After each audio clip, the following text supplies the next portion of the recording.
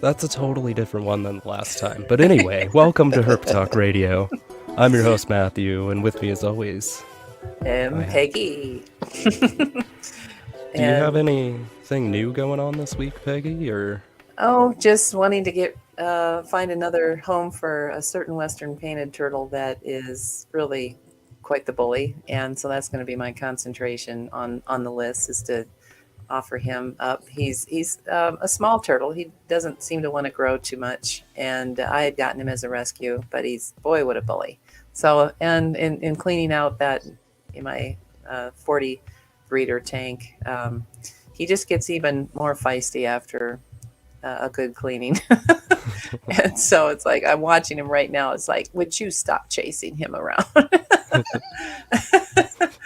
And so, yeah, that's about it. Everything else is same old, same old. Well, I did have to take, really isolate and treat one of the rescue turtles, Swirl, that I was thinking about keeping anyway, because she has always been somewhat weak. She's the one that was from the road egg rescue. Came out different color, different number of scoots, and I always had to feed her separate. Well, she got bit in the tail base really bad, and so I separated her and am treating her to make sure she doesn't get an infection. So I'm watching her right now too. So yeah, I got more and more tanks and tubs and everything going here. It's a good problem to have, though. Yeah, well, I like just not that many. Fair enough. Well, I don't have anything new. It's just been a crazy week. Usually, I get the Instagram ad done, on the weekend before. I get the thumbnail done the weekend before. No, I threw it all together today. Wow. Yeah, no, it's just been that week. It's been that kind of week. Well, I was worried about you. I hadn't heard from you, and usually I do. And I thought, yeah, usually I tell you the weekend. Usually on the weekend before, yeah. I let you know who we're having, and I knew who we were having last Wednesday. Yeah. So, well, I was hoping, I hope he wasn't strangled by one of his snakes. I don't got anything big enough here. Either do I. I don't have anything big enough. Well, this week we are joined by Scott Borden of NY Herp Revolution. Scott, so how do you get into reptiles? We'll get a little background information. Oh, the old origin story. The old origin story, which I'm sure you've told numerous amounts of times. It's kind of boring. It's slightly different than other people that you usually hear about. People that were into dinosaurs or something like that. I really wasn't into dinosaurs. Maybe Godzilla. I love Godzilla, but no, I always liked animals. And then I was doing pretty poorly in school, and my parents tried to make a bet with me to improve my grades. And not long before that, my brother had gone on some field trip to the local exotic pet store. And I just remember a picture of, they're all holding a ball python or something. So on a whim, I told my parents. They were trying to offer me a stupid, $5 amount of money to get on the honor roll or something. And I was like, yeah. Even at that age, I was like, no. I was like, I'll tell you what, if I get on the honor roll, let me get a snake.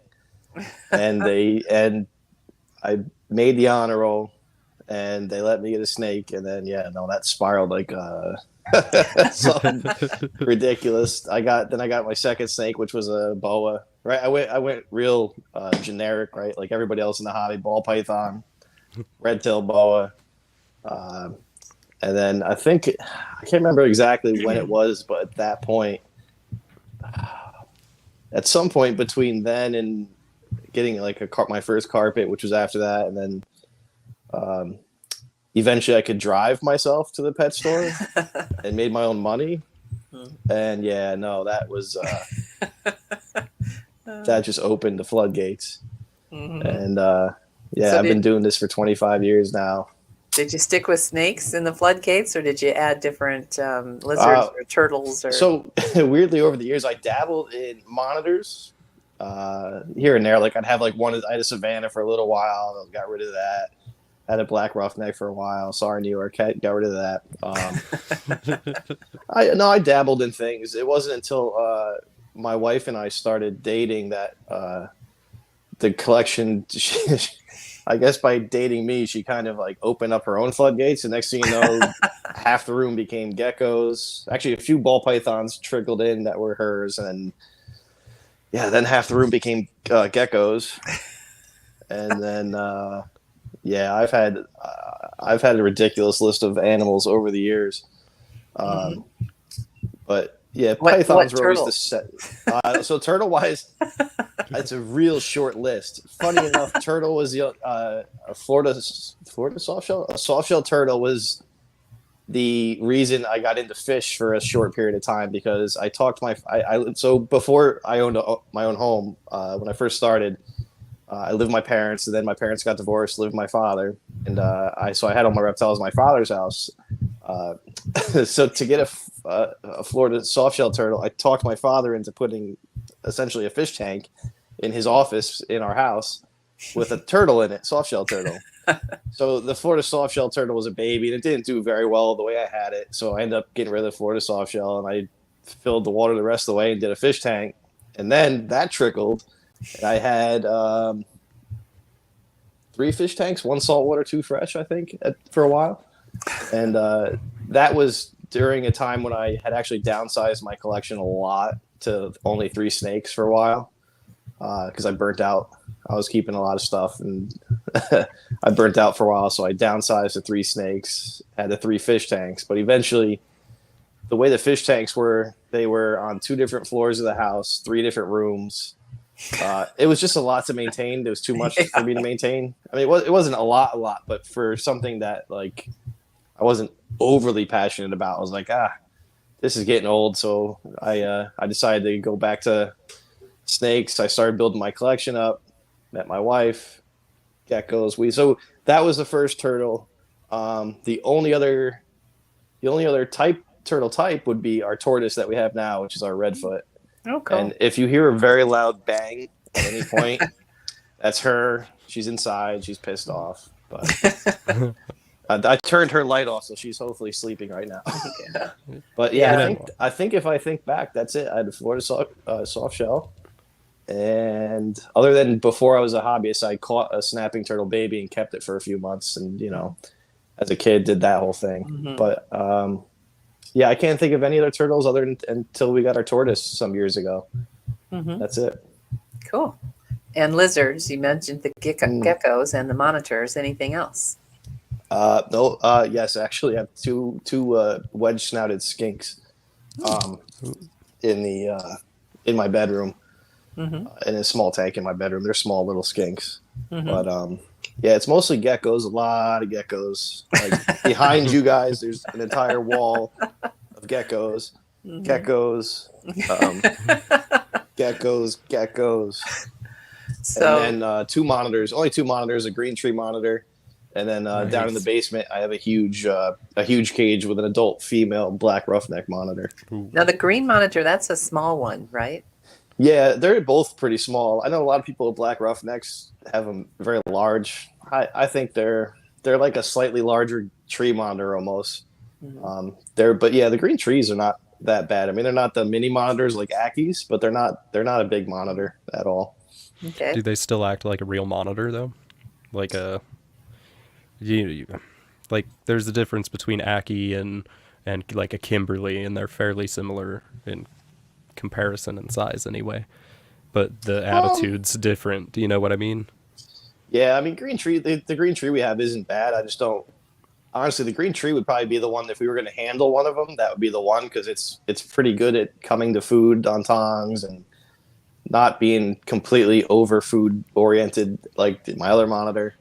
But holding him sucks. The nails just are horrible. I had my buddy Dan here one night. He wanted to hold it, so I got it out, and I was like, "This is not fun." Like little hypodermic needles flying around my head. I was like, "This is not fun." Those nails are sharp. Yeah, I don't really handle my monitors. My black roughneck's just way too food oriented, and I kind of lost trust a long time ago with her. It's not that she's aggressive or even defensive, but she's just like anything that's in the cage is like it's food. Mm. She's big now. Well, not big, but bigger. Big enough. Yeah, big enough. I don't want to take a bite, Right. Yeah. an accidental food bite, because they don't really bite. Even in defense, usually it's just tail whips and hissing. They're not big. They're not big biters in defense, but she has grabbed. I had a gloved hand once, and she just grabbed a hold of the glove like this and just sat there for like 5 minutes, which it's a long time. And you're like, can you just stop? Yeah. Stop. But yeah, they're a lot of fun. Cool. So now you can all talk your snakes. I got to turn on a light here. I had natural light and it's fading already. You're all good. So you breed scrubs? No. Nope. I do not breed scrubs. Never You have. just keep them. I have Moluccan scrubs, which are the they're one of the top 3 hardest python species in the world to breed. You got your Bolene's pythons, you got Moluccan scrubs and Halmahera scrubs. That's your top 3 most difficult. And yeah, I have a pair of Moluccans. Yeah, I've had them for a long time. I've been real lazy the last 2 years. I haven't paired them, but I've paired them in the past. They're just so hard to breed. And so, yeah, no, I keep them. Never bred them. Very good at keeping them. I've kept them longer than most people have, because a lot of people in the old days overfed them and overheated them. So you saw a lot of monsters, going back 10 years maybe, or, give or take. So a lot of monster, just fat Moluccan scrubs. Most of those animals aren't around anymore for obvious reasons. But, And how long do they normally live, the Moluccans?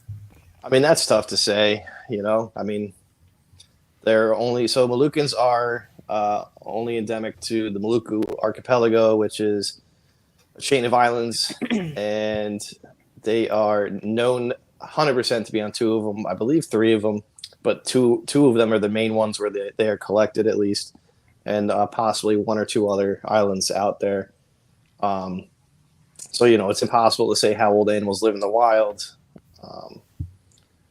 And just in captivity, I think over the years that they've been in captivity, there has been a lot of either poor keeping of them or just unfortunate accidents or results have lost a lot of good animals over the years. So I don't think we can really say. I just assume, like any other python, which is in the 20s, exceptionally long would be in the 30s, I would assume. So what makes the Moluccans harder to breed than other pythons? You answer that question, you'd be helping me the hell a lot. I'll tell you that. Answer that for me. I don't know. No, it's. I mean, there's a lot of things that go into that discussion, and I've had this discussion many times in the last 6 years, 7 years. I mean, the ultimate answer is we don't really know 100%. Somalia as a whole of a genus, which is the scrubs, and Bolenes, which I think they're still Somalia. As a whole, they're a more difficult group of snakes to breed. What is it exactly? Can't really say. I mean, I know you guys had Eric Burke on. I like how Eric used to say, for breeding certain species, maybe you needed to have, if there's a checklist of 10 things you need to do to breed a snake, breeding ball pythons or carpet pythons, you might only need 2 or 3 of those things checked and have them right.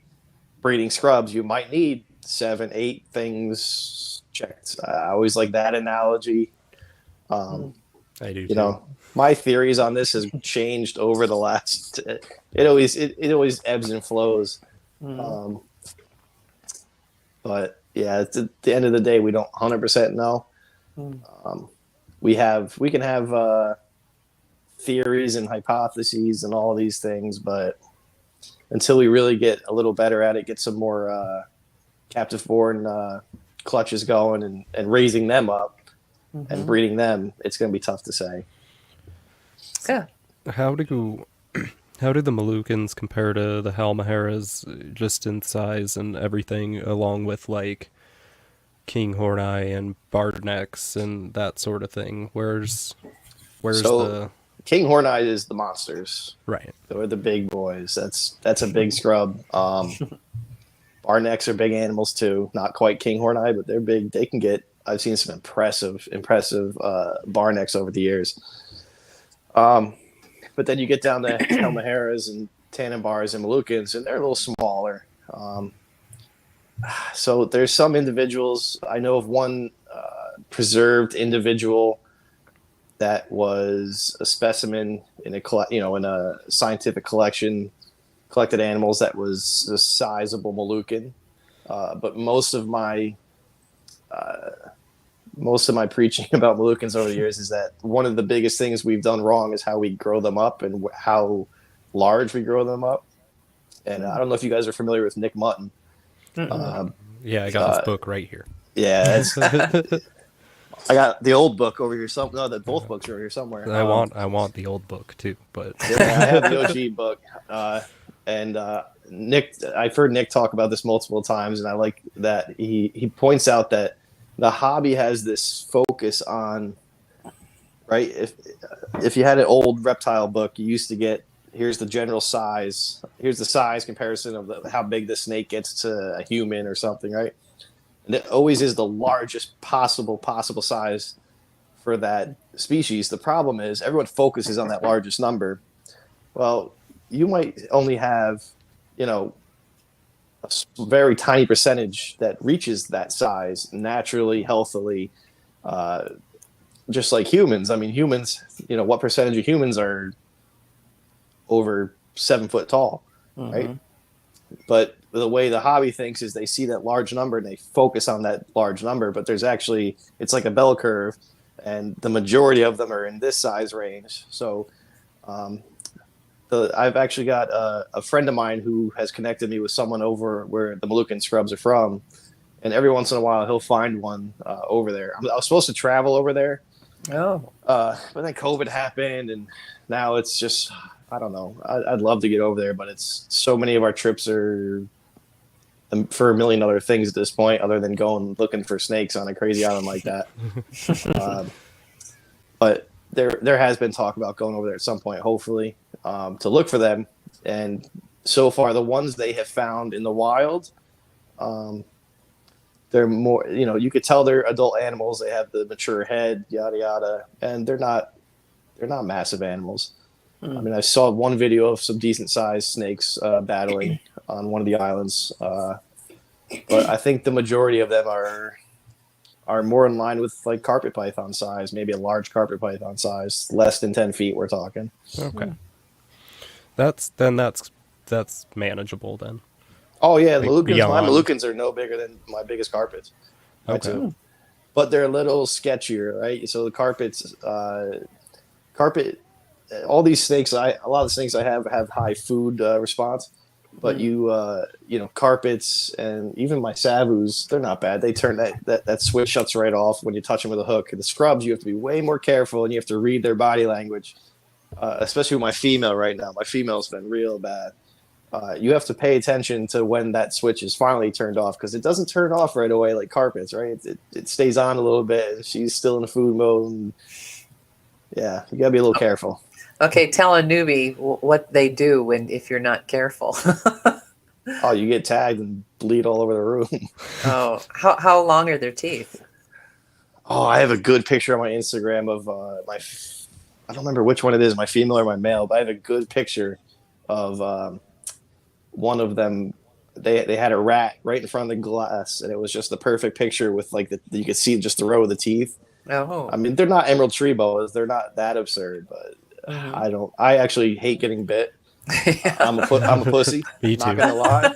I Same. agree. People online give shit about the people wearing gloves or something. I'm like, I fucking I don't want to. Oh, by the way, I do curse here and there. Sorry, I warned you guys. No, I will curse. Okay. You did warn me. I did warn you. I curse a little bit. That's how I talk. Oh, You're good. But, You're good.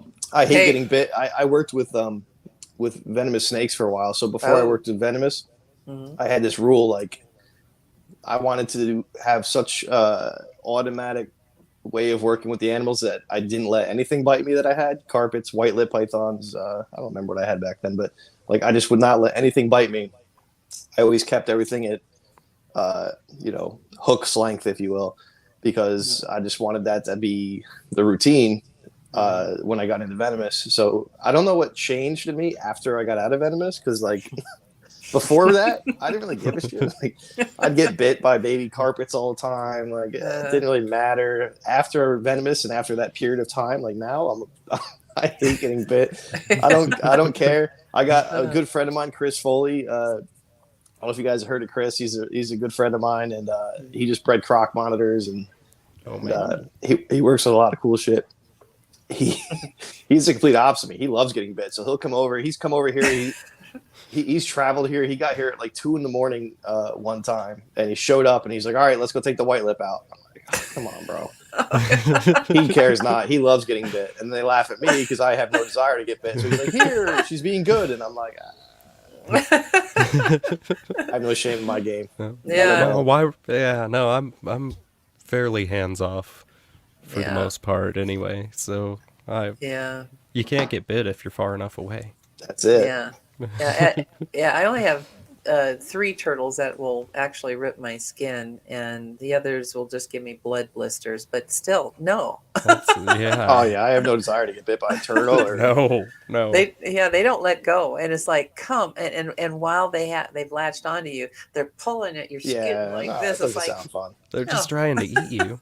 I got three leeches in here, males, and I hate all of them because I'm terrified of them. They're psychos. They're absolute psychos. yeah. Which Yeah. I find weird because you keep scrubs, so your scrubs must not be super psychotic. Yeah, so Moluccans, they're really not actually. They're not. They're very dangerous food response, but once that's turned off, yeah, no, they're not. They're not psycho at all. What's It's just it food take? response. What's it take to turn the food response off besides a heavy feeding? That depends. I mean, my female's actually she's been a little tough with it lately, but it takes just longer working them with a hook, touching with the hook. Usually, once you start pulling them out with a hook, you can kind of see they're like, all right, I'm not being fed. All right. But I'm still cautious with at least my female right now because she's been a little sketchy about it. My male's a little better, but Mm-hmm. yeah, it's just hook work. It is the season for your female to be getting a little sketchy, so that might be a good thing. No, I wish. I haven't paired them Oh, up. I man. paired them up for 5 minutes and she made me nervous. And I was like, ah. And then I just never paired them again. I don't know. I've been lazy the last couple of years with them anyway. See, So, go for it. I was, in your microclimate blog, you talked about creating, of course, different areas within their containment that have specific environmental needs so that they can go into a humid chamber, leave for essentially a dry dock more so. Are you finding the scrubs have to mimic their environment from the islands a lot more because they seem to me, just hearing about this, like, oh, they're picky? Do they require a much more elaborate setup to be happy? Well, yeah, I mean there was a dude who was he was promoting that big time, big, huge naturalistic enclosures. I would love to do a big I'll say semi-naturalistic enclosure where I could keep both of them, but also separate them when I want. But there's times of the year where that sketches me the hell out because when they're on food mode, it's like you walk in the room and it's like, boom. When they're on breeding mode, if you stop feeding them, like say for the winter, and you stop feeding them for a month, and it becomes breeding time, the food response goes away. I mean, I could almost there's like almost no food response until you bring a rat in the room. I mean, if you did that, it comes back very quickly. But during the years when I was actively really trying to breed them, it was night and day. Like during the summer, it was very scary because like not scary, but just real short. Bite first, ask questions later. But then during the winter, once I slowed them down, I stopped feeding them for a while, and when I started pairing them, and I would keep them together for a while, I mean, the food response would be just gone. Mm-hmm. But whether or not that's how you really want to do it, because you may want to feed these during the breeding season, which is opposite like carpets really, and a lot of other things. I know Ryan Young, I believe he may have he's at least the number 2. I don't know if you guys know Ryan Young at all. He would I've heard of. Yeah, so he's either the number two or number one most accomplished python breeder in the world at this point. It's either the Barkers or him. He might have actually taken first place, or he's number two, not far behind in terms of number of species bred. Hmm. But he said he actually feeds his Indonesian stuff like that basically during the winter heavier, which actually makes pretty good sense to me, especially for an island endemic species that food cycling could be really big, and the when you food cycle might be an important part of that too. Hmm. But yeah, it's tough. Yeah, yeah. In hearing about this, it's um, choosiness on when to breed. It's that as a biologist myself, it's like, okay, how much do you have to mimic their their natural habitat and their natural cycles? I've tried to like do the math from that perspective, like the biology perspective, right? I've Hmm. tried to do that. I'm like, what are we fucking missing? I'm like, there's something. It's something stupid. I was like, biologically, what does this animal need? And I've Hmm. came up with a lot of things. I'm like, oh, they're I think like for instance, I think tigers have a very short window of when they can breed and be fertile. I was like, maybe that's what it is. There's just a very short window where they have to breed. I was like, does that make sense? Uh, um, what was some of the others I went through? I'm trying to remember. No, Um, they go through a monsoon season, I would assume. There's definitely a wet season and a dry season, yes. And I actually, so the a friend of mine who hooked me up with a local from one of the islands, he's a monitor breeder in the UK, and that's how he wants to look. He wants to look at it as like a monitor breeder, and he actually gave me the suggestion, which I liked a lot, which I just haven't been able to do yet, is like nesting box options, right? So like a lot of the monitors that you don't know how to breed them, you give them different options, different temperatures, different levels, different substrates. He's like, if you give them, not 60, but give them a dozen different options to choose from as a nesting site, maybe that could be. It seems like I feel like the scrubs might be similar to at least some of the lyasis. I have sabu eggs finally right now, and it seems that they can reabsorb much later than other stuff. And I think scrubs might be the same way. Like a lot of stuff, like you get to that certain point and you're like, all right, she's going to ovulate. Like there's no way it's going to reabsorb at this point. And it's, I've seen a Elias, a Sabu build, my female build last year, 2 years ago, maybe built huge follicles. And I'm like, oh, she's going. Like there's no, like I Hmm. have it. And then she ate one day. I'm like, and yeah, and someone said that with it seems that lysis will reabsorb much later in their cycle than other stuff, and I think scrubs might be that. Like if they're ready to ovulate and it's just things are not there, they might just reabsorb later on than other stuff. So So what has to be there, like from their native environment? Is it before the monsoon season, after the monsoon season, or is it? Yeah, I nobody knows. Nobody really knows. I uh, mean, it's tough well, because I've already done that.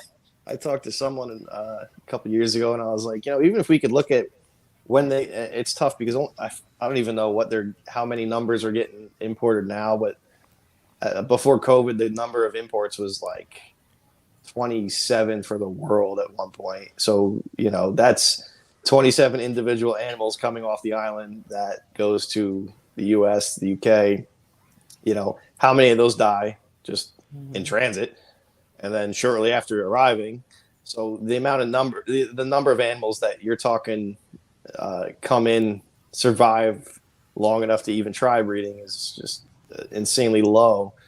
So, but because at one point I was like, if we could figure out what's coming in when, like when the babies come in from imports, so those babies should have been eggs back here, and that should be the time period. So try to figure the time period out, but uh, that's a dead end anyway. well, We and tried. I think I uh, heard Chuck Poland talk about breeding Halmaheras, Yep, Chuck's good dude. and I think he said that his went at a totally different time than someone else's, like fall and spring, like Yeah, complete opposites.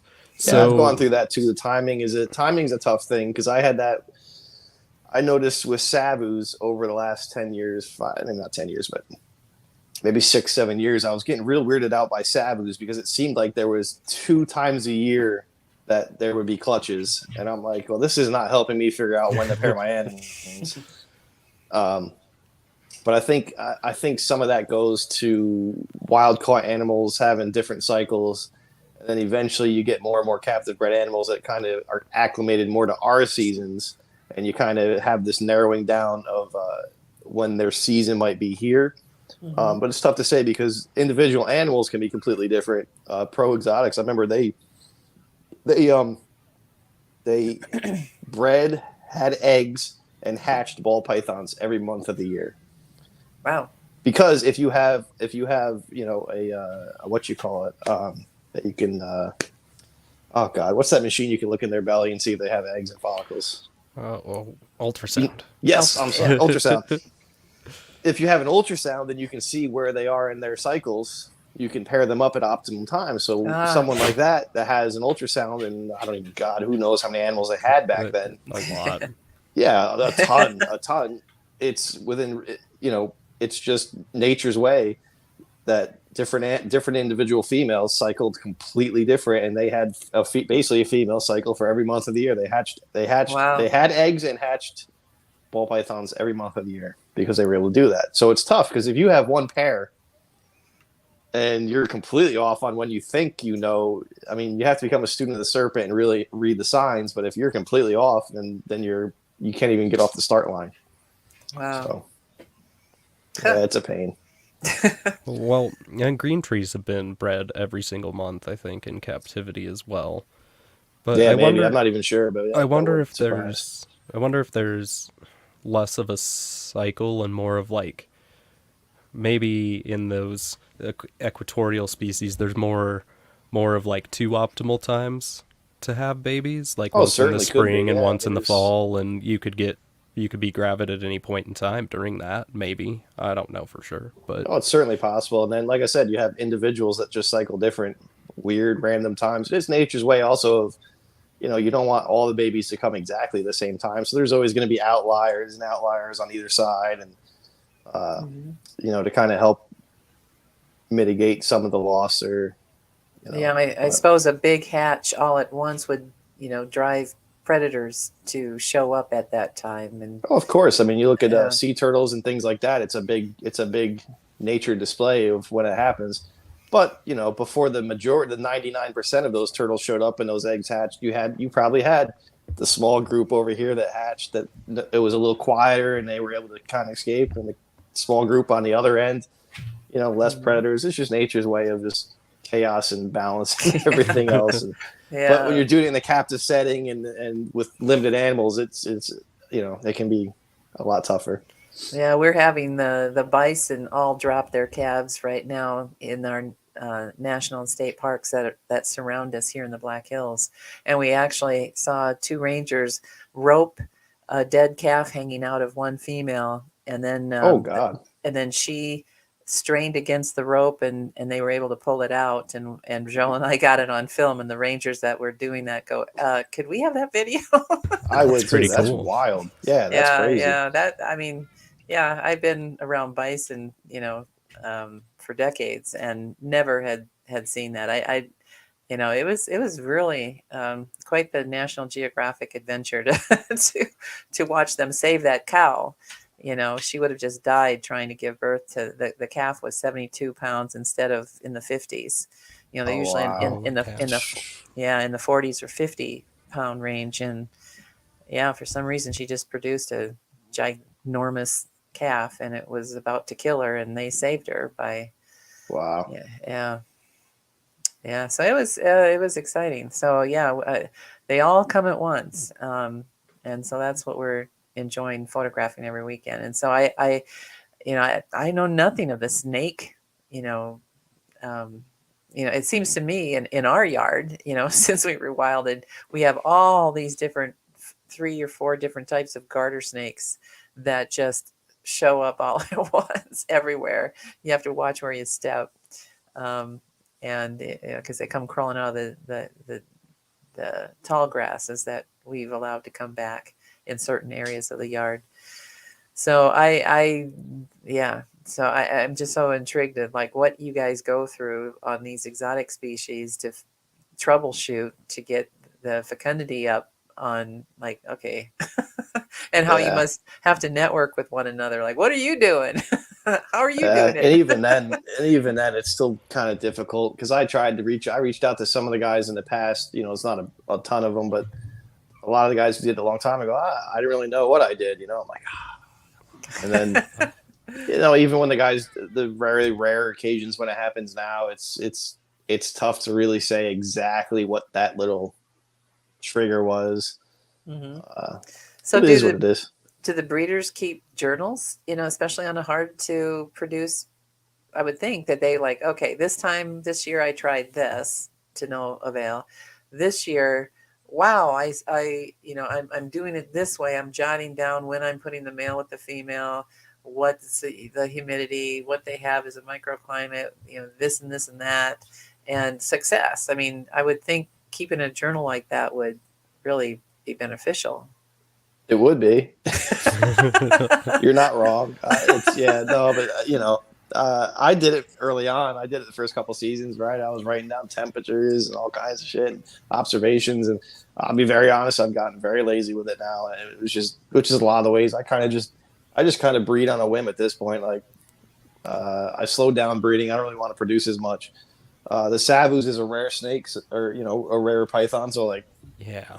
I was happy to have that. I mean, that was a 10-year not battle, but that's a 10 years of work to get there. So I'm happy to be there with eggs now.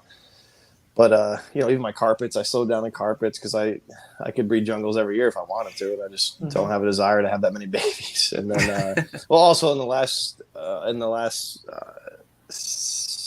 well, where we're at here, about 9 months or so, I also took over a collection for a friend of mine who passed away.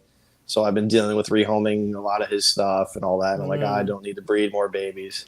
So Yeah. Yeah, it's I'm over inundated with rescues, and that's why in trying to prove out my clown gene that appeared in these turtles from a road rescue, I'm using a young turtle breeder who's got a lot more space than I do, and I'm just setting him the young. I'll keep one eventually, but it's like, here, you prove out this gene. I don't have the space for it. That's what I need to do. I need to find someone around here. No, I'm just kidding. I can't do it. I can't bring myself to do that. I don't trust anybody. Yeah. It's I'll she laid 3 clutches. It was her first year. I raised her from a juvenile, so I knew I was dealing with a female that didn't have retained sperm, and then bred her to the clown's brother that has some of the same characteristics as her.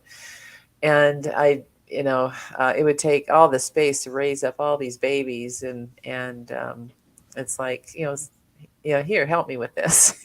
I'll just send them these young, and we'll see what happens. Yeah, I need someone to come here and help me work with stuff. So I need someone young and motivated.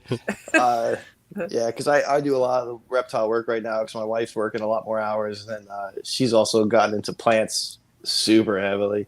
So she's on her off time, there's a lot of plant work that gets done and stuff. So I've been dealing with the geckos, which isn't too bad. We just downsized a little bit on them, so that helps.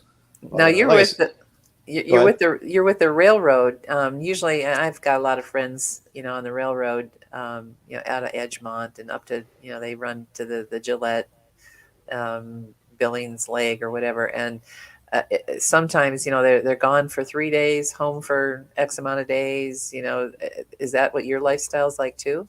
God, no. I know. I work 2 hours north of New York City on the busiest commuter railroad in the country, and it's well unionized, and I work 8 to 4. I work overtime by choice. Okay. So luckily I have seniority. So if I wanted to work a decent, my wife's schedule sucks right now for taking care of our dogs and stuff, so I can't really work overnights. But my schedule. The only time my schedule's been silly like that is with a bad storm. If I know she'll be home, I'll go to work and stay for a couple days and deal with the snowstorm or something. But yeah, no, other than that, I work on the tracks, but yeah, no, it's 8 to 4, Nice. Sunday to Thursday, but that's by choice. I could be Monday through Friday, but I like the 5% differential for the weekend and Hmm. get the same schedule my wife has. And I like having Fridays off. It's nice. It's Yeah. nice to have a weekday off. I do It not really have one of is. those. Oh, yeah. Like when Well, you need a doctor's appointment or like just if you want to do something where like the week like grocery shopping because the weekend sucks to grocery shop. oh, yeah. Friday morning, not that bad. So Yeah. just anything Yeah. like that where people are going to be crowded on the weekend. You try to do that on Mhm. Friday. But, Yeah. Whoa. Yeah. Joel does most of our shopping. He passes through Rapid on his way back from the biochem firm that he still works at that I retired from.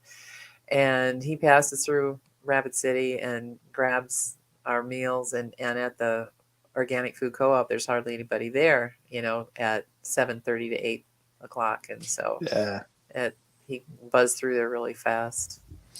So yeah. So I was just like wondering, it's like, God, he works the railroad and has reptiles. How does he do that? Oh God, please! It's actually it's gotten tiring because like the only time I really try to do most of the work is on the weekend at this point. Hmm. So like, yeah, it's been a lot. I'm hoping actually. So my friend that passed away, his wife and her family live about 45 minutes from me, where all his animals are, and I've been going to his house to deal with a lot of that. I brought the small stuff here and put it in my basement, but some of the bigger stuff is still there, and I'm hoping to we finally downsized enough where the stuff I have in my basement, um, I can bring up here. It's well quarantined at this point.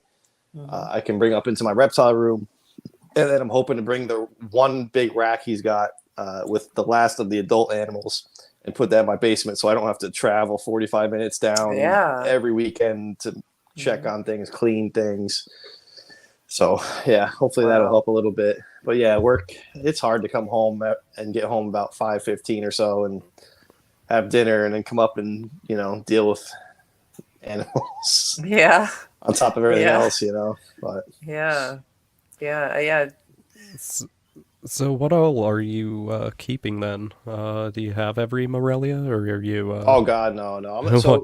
I saw Uh, IJs, and I so I know. did. I used to have IJs. I've bred IJs and kept them. I did that for a while. IJs I like IJs a lot.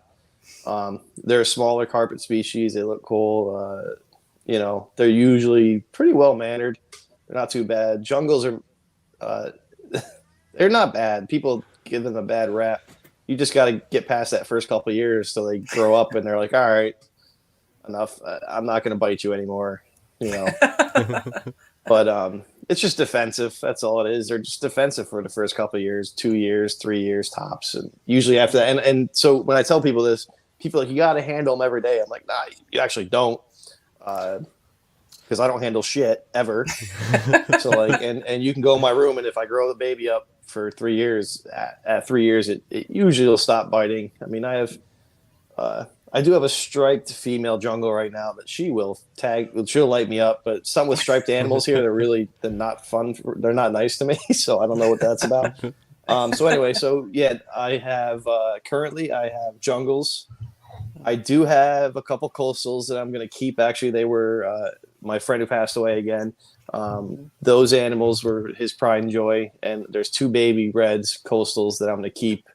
My plan is to keep them, raise them, breed them, and hopefully donate money to a mental health organization in his name at that point. Nice. It's a 4 or 5 year plan. But so there's Mhm. that. I don't have any IJs anymore. I got out of them. There's a few ball pythons here, sabu pythons, the Moluccan scrubs, white lip pythons, which are just the worst beast in the python world. And why? Just because they like to tag you a lot? They're fucking psychos usually. No, I actually have one that's tame, and funnily enough, the one that's tame came from my friend who passed away many years ago. I talked him out of it. Only other person locally that I knew had white lips ever, but I have a female, or no, I'm sorry, I have a male that is, yeah, not that fun. But yeah, I've worked with white lips for many years. I never bred them. I never really tried to breed them. I was hoping this was a pair that I have, and I actually kind of paired them up one point, and I was video messaging Ryan Young, and as soon as I put them together, I'm like, uh-oh. I'm like, well, at the very least, the one I thought was a female is a male, and I'm not 100% sure if the other one was a female or male, but I was like, I'm done with this shit. I'm not breeding them. Because the one is sketchy, but I've had my first one, oh man, God, that had to be 20 years, 21, 22 years ago. My first one was just insane. Just a chainsaw and just sit there. It never learned to not hit the glass. Wow. It's just it was so horrible. They're just terrible snakes sometimes. Like when they're good, they're great. A lot of people have good ones, and they're like, I don't know what people say about them. I'm like, well, you haven't had enough yet, because the problem is when they're bad, they're just awful. There's just they don't hook well. They're like, they can be like a cobra on a hook if they want. They can run very quickly. Oh my! I've had that in my old bedroom at my dad's house with How did he like that? Well, he didn't really even know that story. I mean, there's other stories he probably knew, but that story I don't think he knew, because he might have known. He might have been in his office and heard me yelling. But my wife, we were dating at the time, and I think she was on our bed, and this thing, I was trying to do something, and it just runs out of the cage past me, geez. under my desk, which had a clearance where it went under like this. So I had to deal with that, and she's like, "Good." My wife, I think she was insulting me at times. She's like, "Good job." I'm like, "Oh, this sucks." So I have big snake tongs, and I grabbed it and got it back. But yeah, when they want to not be hooked, they can run off a hook very easily. Yeah. So yeah, they're not. It's not that they're bad snakes. They're just, when they're bad, they're just awful. That's just exponentially awful. When they're good, I have a tame one. And I fucking love that thing. It's calm. Like it's never offered to bite. In shed, doesn't matter. The only shitty thing about that one was it actually got out once, and because I had the glass not locked, and it pushed the glass. It wedged its body enough that it would push one of the panes, and there's been 2 times in my life where, both with my wife. The first time we were dating, we got woken up at 3 a.m. to things being knocked off a snake rack in my dad's house. I immediately knew, like, uh-oh, something's out. And my wife's in front of me, and she's got the flashlight or whatever, and she's like, "Oh my God, it's a white lip." I'm like, fuck. and luckily, it was this one. It was the good one. Thank God. And then again, the second time was this one, and in our house that we own now, and it got out, and we're in our bedroom. Our bedroom is behind you guys, and it butts up to our reptile room. And we're in the bedroom watching TV or something. You hear stuff getting knocked off walls in the reptile room. Uh-oh. Walk in, and I have a picture somewhere of it. She's on like multiple pictures, and I got a thing where I hang my hook. She's just draped up there, and I'm like, thank God it was that one again. I got it back, and I figured out the only problem that happened after that was so I fixed the problem with the glass. I stopped the glass from being able to slide. Mm-hmm. She wedged herself so hard in between that she actually screwed her spine up in 2 spots, like below her neck. She has bumps, and because she was pushing so hard and got herself stuck, and because she's smart enough to know how she did the last time. Wow. So yeah, I had to deal with that.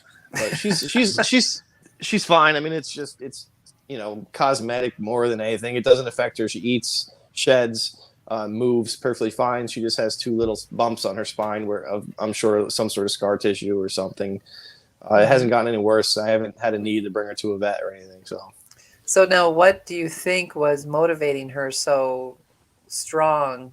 I mean, they're just white lips. They're extremely mobile, a very mobile species. Like they will use every inch that you give them. Trees, floor, in the bedding. They're just a very mobile species. So I think it was just exploring the cage one night. It found a weak point that I didn't have the sliding glass doors locked, so they don't really move very easily. You got to really work it. But she was able to be smart enough to figure out, if I do this and open the glass a little bit, and got out.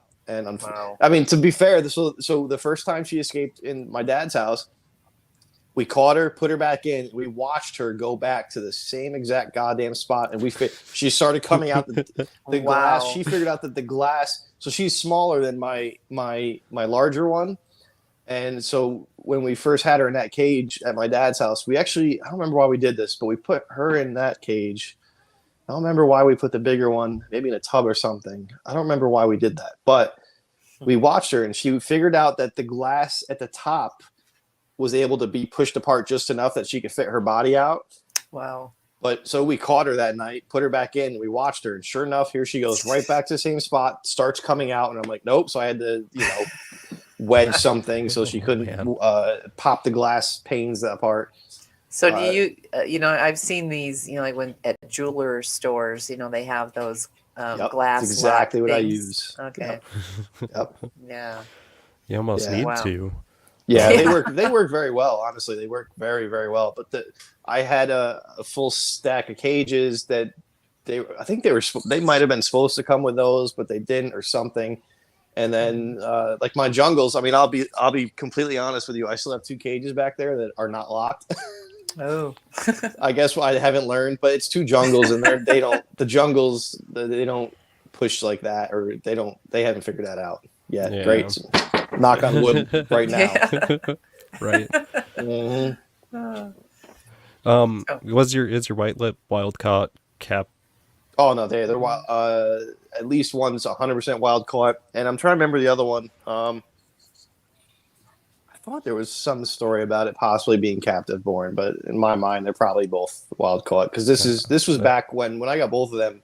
They really weren't being produced. Almost very, very rare, much rarer now. I mean, Ryan Young crushes it. He breeds his both blacks and golds pretty often, and there's a lot of other people having success with him. But back when I first was working with him, like, it was much more sporadic. So chances are wild caught. Yeah, so they know the sweet taste of freedom, so they're more willing to work for it. I'm God, betting. Yeah. I'm betting. Just I've got to let one of my puppies out. I'll be right you're back. golden. No worries about that. My wife's taking care of my dogs. Mine's got the kids and the dog. So Oh yeah, no kids here. We're no kids, just dogs, 2 dogs, and everything else. But yeah, you got Savu pythons have been on my list for a really long time. dude, such cool little pythons, man. They're almost like a colubrid when they move, because like you take them out and they're so active. Like they're the worst snake in the world to take pictures of. The worst, because if you try to put them in some sort of setup light box or anything else, I don't care what you do, like they're not going to stop moving. The only way to get pictures of them is open a tub, take the hide off before they start moving, and get a picture of them. They're The good old hat trick. the hat trick don't work on them, man. I've left Savus under bowls, or same concept for dude. I think I did it for 30 minutes one day. I was like, I'm just gonna leave you there, 30 minutes or something absurd like that. Came back, lifted it, and just starts moving around. I'm like, yeah, they're very much like a colubrid. I think I could get one out actually, maybe. Maybe not. In food mode. No, we're not doing that. Oops, sorry. Yeah, so anyway, sorry. I was going to bring a Sabu out, but it's nighttime, and my female's on eggs, so I'm not touching her. Oh. But, You're doing maternal. Oh, yeah. on I'm a big, those? That's awesome. scared to death, which is hilarious, because if you guys go down my blogs enough, you'll read. I wrote a blog on maternal incubation because I've done it with carpets. Mm-hmm. And first time's always scary. It's always sketchy. But with carpets, like now, like God, if I have a jungle clutch, like I'm not even stressed. I let as long as the female looks at, have it. I don't even look at the eggs or anything I don't even start paying attention until day 52, and I don't expect the egg hatch till 60 to 65 usually.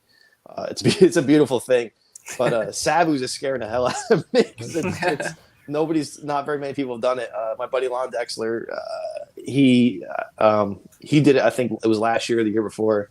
His female did maternal and had success with it. I've seen a couple other people try. I know that people have tried it, and partway through they canceled it out for one reason or another. So it's not well documented. But she's doing really good so far. I'm trying to leave her alone for at least a week because I looked the first couple of days. I kept checking temperatures. I'm like, all right, so I'm gonna try and leave her alone for a while and hope things go well. But yeah, I So was when gonna you take say my mail out, but he was as soon he was he's in food mode right now. He was darting around like, no, we're not gonna do that. so when you say they cancel out the maternal hatch, do they grab them and then finish them in the Yep, incubator, or 100%. Yeah, they just end the maternal incubation, take her off, and put them in a. I know at least one. They were nervous because the eggs were looking deflated, so their humidity they were nervous about. Mhm. I feel like there was another one I saw kind of a similar story. I don't remember what the reason was, but they after a couple weeks or so they took her off the eggs. Um, but yeah, we'll see. My Mhm. fingers are crossed. And I've been looking at a lot of the hatch time periods, and they're like, oh, 65, 68 days. And I'm like, oh, God. I'm like, I mean, I know that's perfect. I've had carpets go that long, but I'm like, man, that's just seems like so much longer when I'm doing it with them. Yeah. Like, I'm so nervous, but we'll see. Yeah. I mean, at the very least, I'm happy because I now have a narrowed down time period for them. Hmm. I know her cycle. I actually had her cycle pretty good a couple of years ago. I believe I did not leave the mail in long enough. Gary, how do you say his last name? Gary Shivano.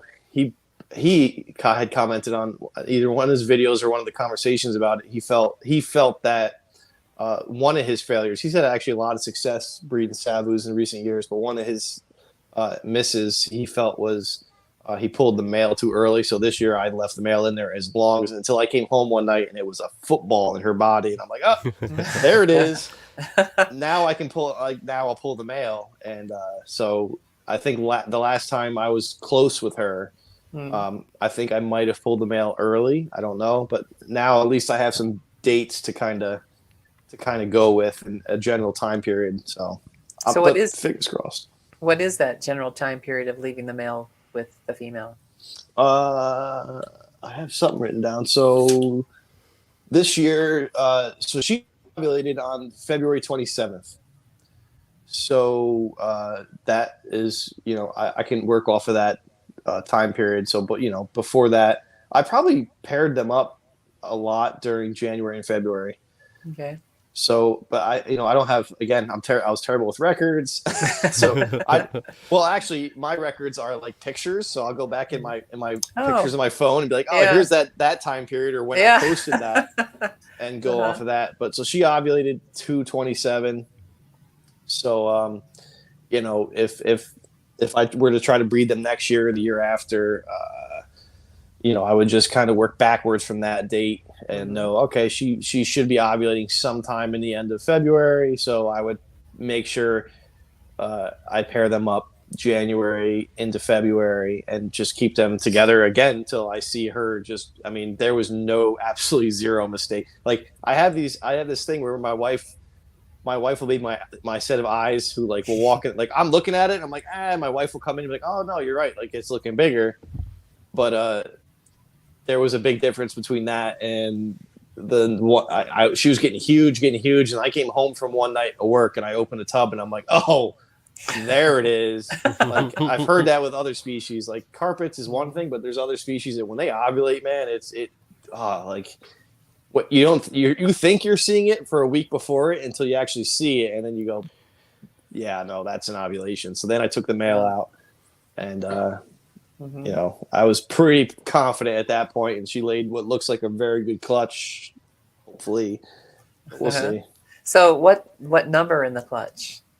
I don't know. I didn't take her off. Oh, oh, it's From the eggs, I could see what that she showed me when I was checking on her one of the couple days after.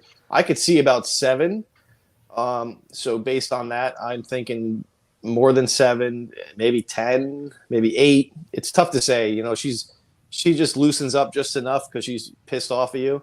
And you can and I took a couple pictures, so like I can count 7 eggs, but you can kind of, say there's definitely a couple that you don't see underneath or here, and so I mean I'm thinking 7 to 10, which is about in range of where it seems a lot of these other guys have had clutches. I think 10 to 12 is probably I think 12 would be my absolute max where I would think she has.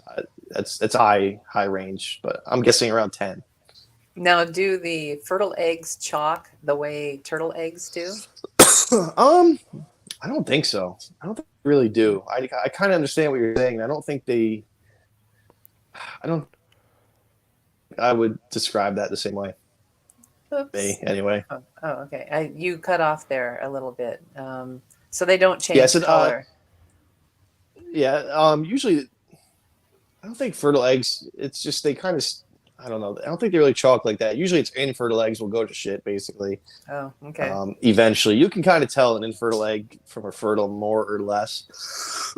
It's hard with MI because I'm not pulling her, so I can't really get a really good look or candle the eggs. But I mean, they weren't slugs. Mm-hmm. So, I figure in a week or so I'll check her again as long as I don't see anything that concerns me before then, and I'm hoping they look decent. We'll see. At what time do they start going bad? At what? How many days or? There's really no set thing. I mean, it just kind of depends where it is in the clutch and how. Is it just infertile or is it a slug? Is it it just depends. I mean, I've had bad eggs in maternal clutches that just stay there the whole time. It's like they don't end up rotting. And smelling like you would expect, but they're just not good. And then the babies hatch, and you take the clutch, and you're like, oh, this one was a dud. Not good. Yeah, a dud. It was no good. Yeah. A lot of time, infertiles or not infertiles, but slugs, they'll boot from the clutch. Actually, okay. I've had that with jungles. I didn't notice any with her, but I've had that with jungles where they'll lay the clutch, they'll lay on the clutch, and you might find 1 or 2 slugs off to the side. So, what does it look like when you candle a slug? I mean, is it? I mean, you can tell looking at a slug. It just looks like a slimmer. It's usually more of a yellowish tone. I don't even candle them. You can just tell looking at them. They just don't. They're basically a yellowish tone. They're smaller. They're thinner. It looks like a bad egg. Okay. Yeah, I mean, it's just clearly a bad egg. Yeah, it's very clear. You can't. It's not like something you have to kind of guess at. You can just see it, and you're like, yeah, no, that's a slug. That's a slug. Oh. You can just tell by looking at it. I've not seen that in what little turtle eggs that I've dealt with, and it's just usually I'll have some even chalk, and then they never form an embryo, which I like there'll be a spot, and then it doesn't develop beyond that, while all of its clutch mates are developing an embryo as normally. So, yeah, there's a lot of weird things that happen with reproduction. I wrote an article about that, the good, bad, and ugly breeding or something like that. And it is you have to look at reproduction of animals as an extra biological process that you're putting these animals through that are going to up the risk of something going wrong, right? So like just normal having a pet, from having a pet dog, as we all have dogs and stuff, cancer is a random thing that might pop up, but it might not, or it might, but once you start breeding, that ups your statistic probability, I'm sorry, to have things go wrong. And the more, the problem is the more animals you have, statistically, the more issues you're going to have, the more likely you're going to have that one has cancer, that one that has something just you don't even know, it just dies. And breeding just adds another thing into that mix where it's just another variable, a very dangerous variable. And we've had it. I lost an IJ that way. She got egg bound, and we did what we could, and unfortunately she didn't make it. But it was kind of like you said with the egg. It was very weird. The egg that got egg bound. She laid 3 eggs. They all hatched. I had them for a while. I sold them. I don't remember if she had infertiles or slugs or not, but she had 3 eggs, and then she got egg bound. And the egg that was egg bound, it was the weirdest thing I've seen. It was it was almost like the inside was all calcified. It was all Mm. it was almost like a solid egg, you know. If Hmm. best way I can explain it, like we pulled it out, we're like, the fuck is this? And it was just like the inside was just basically like the same as the shell almost. Wow. Yeah, it was basically all calcified inside, and that's the egg that had bound her. And unfortunately, she did not survive that. Mm. Man, that shit hit me hard for a while. I mean, but Yeah. unfortunately, being a breeder, that's the risk you run of all this shit. Yeah. Unfortunately, I used to breed horses, and there's a lot of heartaches, I couldn't even unfolding. Yeah. imagine a large mammal. You know what I mean? I really can't. Yeah. I Yeah. can't. Yeah, and I'm I in these turtles, and the biochem firm that I worked with, the biochemist that started the business, she helped humans and their horses primarily with fertility issues, and a Hmm. lot of it had to do with environmental toxins that they were either working around. Like one of the families that we helped were sod. They were one of the biggest sod farmers, Oh wow. and right away when the woman first contacted us, she told us that all their thyroids are stopping to function. I go, and you're a farmer? And she goes, well, yeah. And I go, are you a sod farmer? Because I know they Mm, use tons of glyphosate to get those grasses perfect. She goes, wow. yeah. She goes, and I go, yeah, we usually hear thyroids of a whole family collapse, even in their children, like 8 years old, thyroid is just stopping. And I said, well, glyphosate is a hormone disruptor, and it's disrupting your thyroid from functioning. And, Wow. and we found that with their horses too. It was a matter of stop, and when you ingest or breathe in something, that is, the food that you ingest can be full of glyphosate. So Oh we yeah. we had to get the people to put their animals on, organically grown foods, and that family decided to go organic, and otherwise, their children were going to have non-functioning thyroids, and on, it's just really sad, and not enough of that is known. And I know, with my clown turtle, I was seeing that a lot of these standard turtle pellets have just tons of non-organic grain in them, totally away from their species specific diet. And so Yeah. I found pellets that were more conducive to what they would be eating in the wild and grown without pesticides. And lo and behold, now she's growing. Her scoots are finally lifting, and it's, she was an October 2019 hatch, and she's finally going to shed her scoots normally. But I had to get off commercial turtle pellets. Yeah. Diet is a super underrated thing of importance when it comes Mm. to all the animals. It's one of those things that's very easy to kind of get set in a way, and so something that you may not know as a turtle person, but as a snake person, is the snake world. We are fucking miles behind you guys in terms Yeah, of everything. absolutely. And there's a lot of reasons for that. So I've dabbled over the years in every community.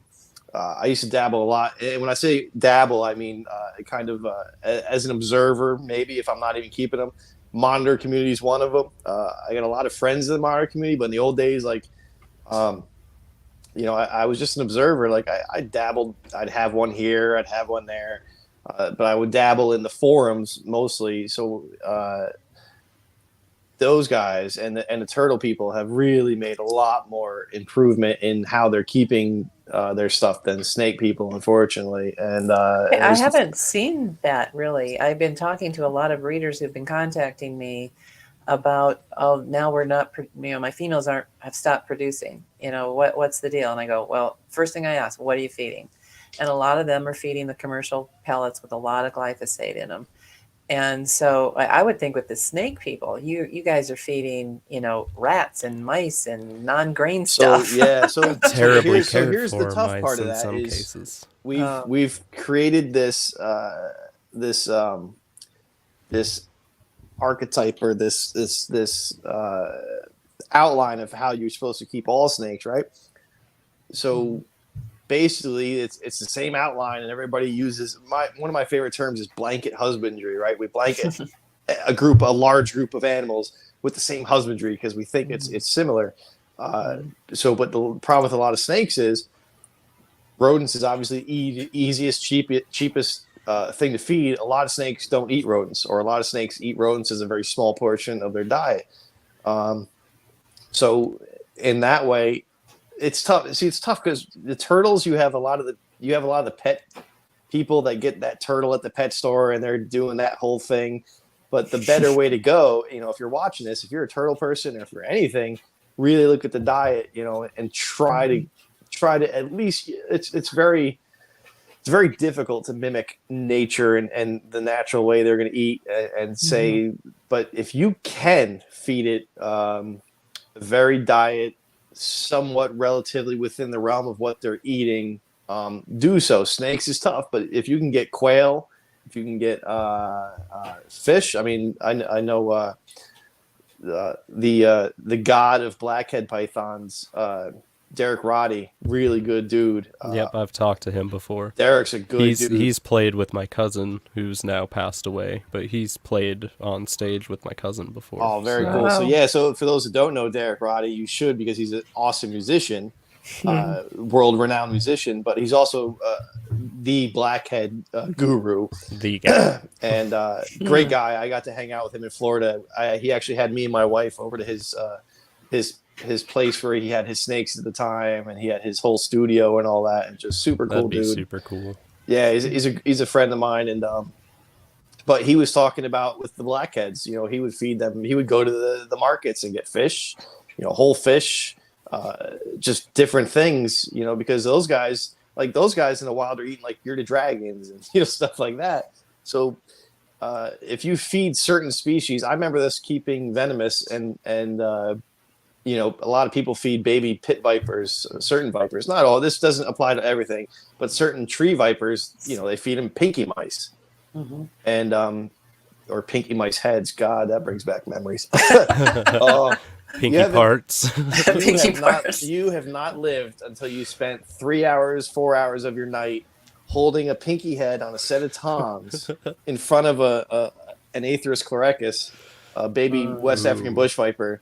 Oh, yeah. waiting for this fucking thing to decide to grab it, but you just touched its nose, and now you scared it, and now it won't eat for 2 more hours. Like, you haven't lived. They were pains in the asses, but I always felt, I'm like, this just doesn't make sense. These guys are more of like a small frog or like small lizard eater, things of that nature.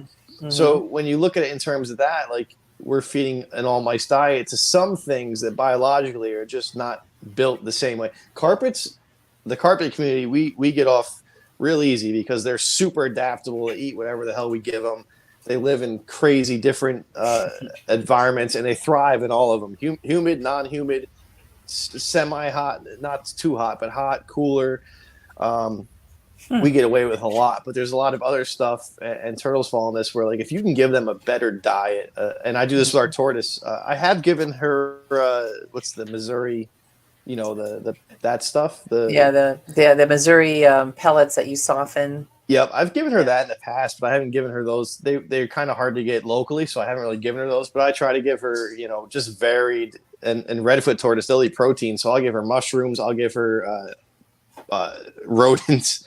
I've given her actually. I have a ton of stuff for my monitor lizard downstairs in the freezer, like turkey meat, frozen shrimp, chicken hearts. I'll give that to the tortoise too. I'll take a little bit extra and give it to the tortoise. And then my wife has been collecting 7,000 dandelions lately. She comes up at the end of she came up tonight, gave her a mountain of dandelions because it's dandelion season here.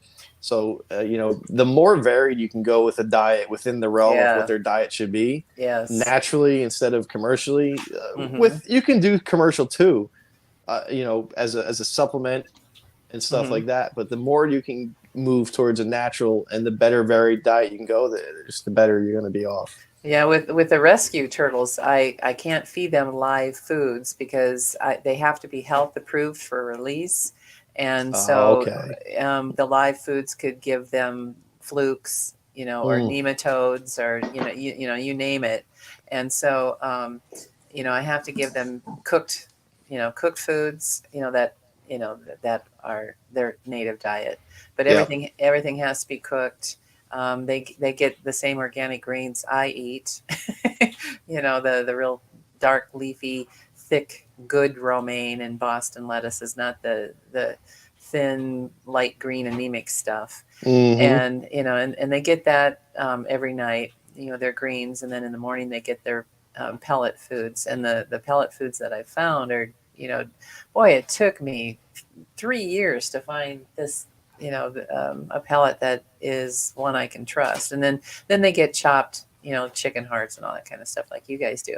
But Yep. with all that, of the feeding of the live or frozen foods that you do, do you have to treat your snakes with, like Panacure, for No, I do all snakes. I'll be honest, get either all rodents or rodents and quail, and it's all frozen, thawed from good sources. So yeah, I don't do any.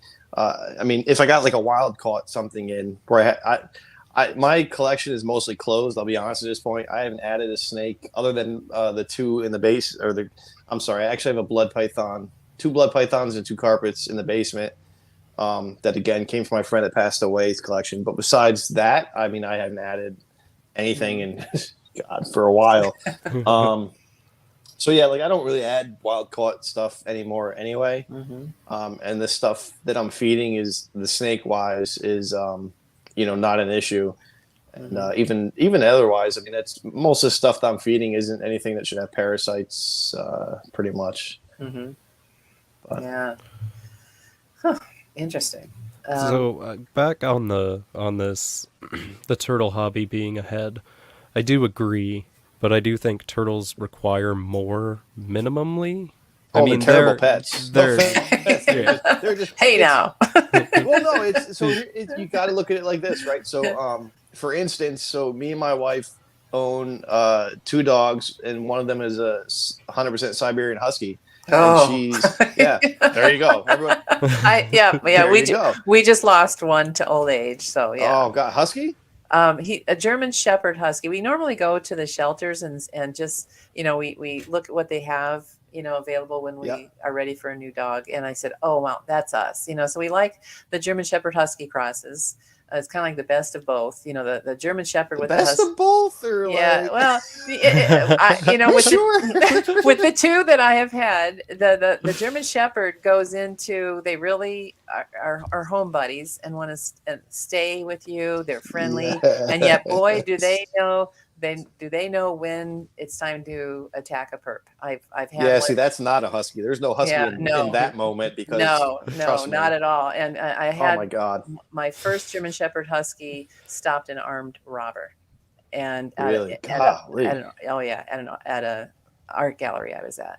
Wow. And so I was sold. That was my first, and I was sold on them. And my brother had a wolf dog that saved me too when I was out hiking, and a guy tried to kidnap me, and it's just like he put an end to that. And so I mean, I always liked that type of dog. Yep. And so we just adopted one that looks like a chocolate coyote, and they said he was a chocolate lab German Shepherd cross. I go, no. Joel had lab, and I said no, this is something different. So we asked one of our trainers. He goes, "That's an Australian Kelpie," and they can the long tall ones have part dingo in them. I go, "That's what I'm seeing." That's so awesome. And are you gonna do the DNA test or no? Yeah, we did that with both of ours. Yeah, we will. And he's got the teeth. He's small. He's only like 50 pounds, but he's got the teeth of a 100-pound German Shepherd. I mean, it's huge teeth, but he's just friendly and whatever. But then I said, no, he's got that. I will protect you. Cause all of a sudden a stranger came up the road and his hackles went up. I'm like, okay, good. Yeah, that's kind of, so I saw that I think you commented, liked on one of the dog pictures. Yes, yeah, the one he's waiting Odin. for mom to come home. He's not a Husky. There's a long funny story how we ended up with him. Essentially we got him for the Husky because the Husky has isolation anxiety, and that's that was a long battle. That is super hard. Yeah, it was very hard. I mean, I'll be honest, there was a night where I came home and me and my wife both in tears. I said, there was that moment where, are we going to rehome her, or are we going to like double down? And thank God we doubled down. And it's been a journey. But what I was saying was, so for instance, when I say turtles and retics are bad pets, what I mean by that is it's for 99% of the people. And we have a husky, and I can tell you, for 90% of the people, huskies are terrible, they're terrible always, dogs. They're very. Yeah. They're always at the shelters. That bitch was yelling at us before. I promise you, because like a child. Everyone talks about their child talking back. I'm like, yo, I got a husky. Does the same damn thing. I promise you, and I mean that. We love it to death. And the problem right now is that my wife's work schedule, my work schedule, they can't go to the dog sitter more than once a week. And our dog sitter, who lives 5 minutes from here, usually they go like twice a week at least. And they play all day and it tires them out. Mm-hmm. Lately, that hasn't been happening, so we're getting yelled at by the husky a lot because she's got just pent up energy, and she's like 7 years old, almost 8, and I hear them coming upstairs. They're going to bed, I think. Yeah, but it's the same thing. So with turtles, with retics, because I know Matthew, you kind of want to touch on this when I made I commented on the gumbos thing. Yeah, I've actually. I don't know how much you guys know about me somewhat, but I've been controversial more than once. I've pissed the big snake community off because I'm gonna I don't like telling this story. I'm gonna tell this story. Yeah, please. I pissed off the big snake people before, right? Because big snakes are tough, man. I got plenty of friends that are in that community. Some of my best friends are big snake keepers. Some years ago, I think this was the first or second time I went to my now very good friend Dan Liebel's house, and oh god. So the thing with going to Dan's house is Dan used to have a lot more animals. He was an educator, fantastic educator, and animal keeper, and he was the guy with the wood turtles. But he had a lot of big snakes and anacondas. So he had this African rock python. Uh-oh. Right? Okay. So I go up to his house with my buddy, our other friend Brian. We go up to his house, and Dan's like, "Oh yeah, come back to the reptile room. We'll do pictures. We'll put the retics on my neck, do the pictures, do the whole thing, right?" So I don't like telling this story, but. So he's like, all right, listen, we're gonna take the African rock out. He's like, so usually the snake's name is Rambo, and he's like, so when I'm drunk, he's usually pretty good. So all right, so Dan had been drinking. I'm like, all right, so we take Rambo out, we go out, and his reptile room at the time was a very narrow side room, so we usually take the snake out and by the dining room, more space, put him around his shoulder, take pictures, And, so we go out there, we put Rambo around my neck, and he's like, listen, just don't let him get to the ground, because if he gets to the ground, he's gonna feel like you're over him, he's gonna come up at you. I'm like, all right, okay, now come up at you, then come up to bite you, like, who knows. That point. Yeah. Okay. So we put Rambo around my neck, and Dan's favorite thing is like when Dan takes pictures, he's one of these guys that takes 7,000 pictures. He's on your phone, because he doesn't know what one's going to be the one, but he's going to take. So he does. So he starts taking 7,000 pictures. So Rambo is on my neck, throws his. He starts twitching a little bit. He's not comfortable. He throws his tail over this way. I let him do it because I'm like, it's an African rock, and Dan says, oh, he's just trying to hold on. He doesn't feel comfortable, so he's just trying to just kind of hold on. So listen, I've had a lot of big snakes around my neck. Like, I'm not terrified of having anaconda or retic around my neck at all.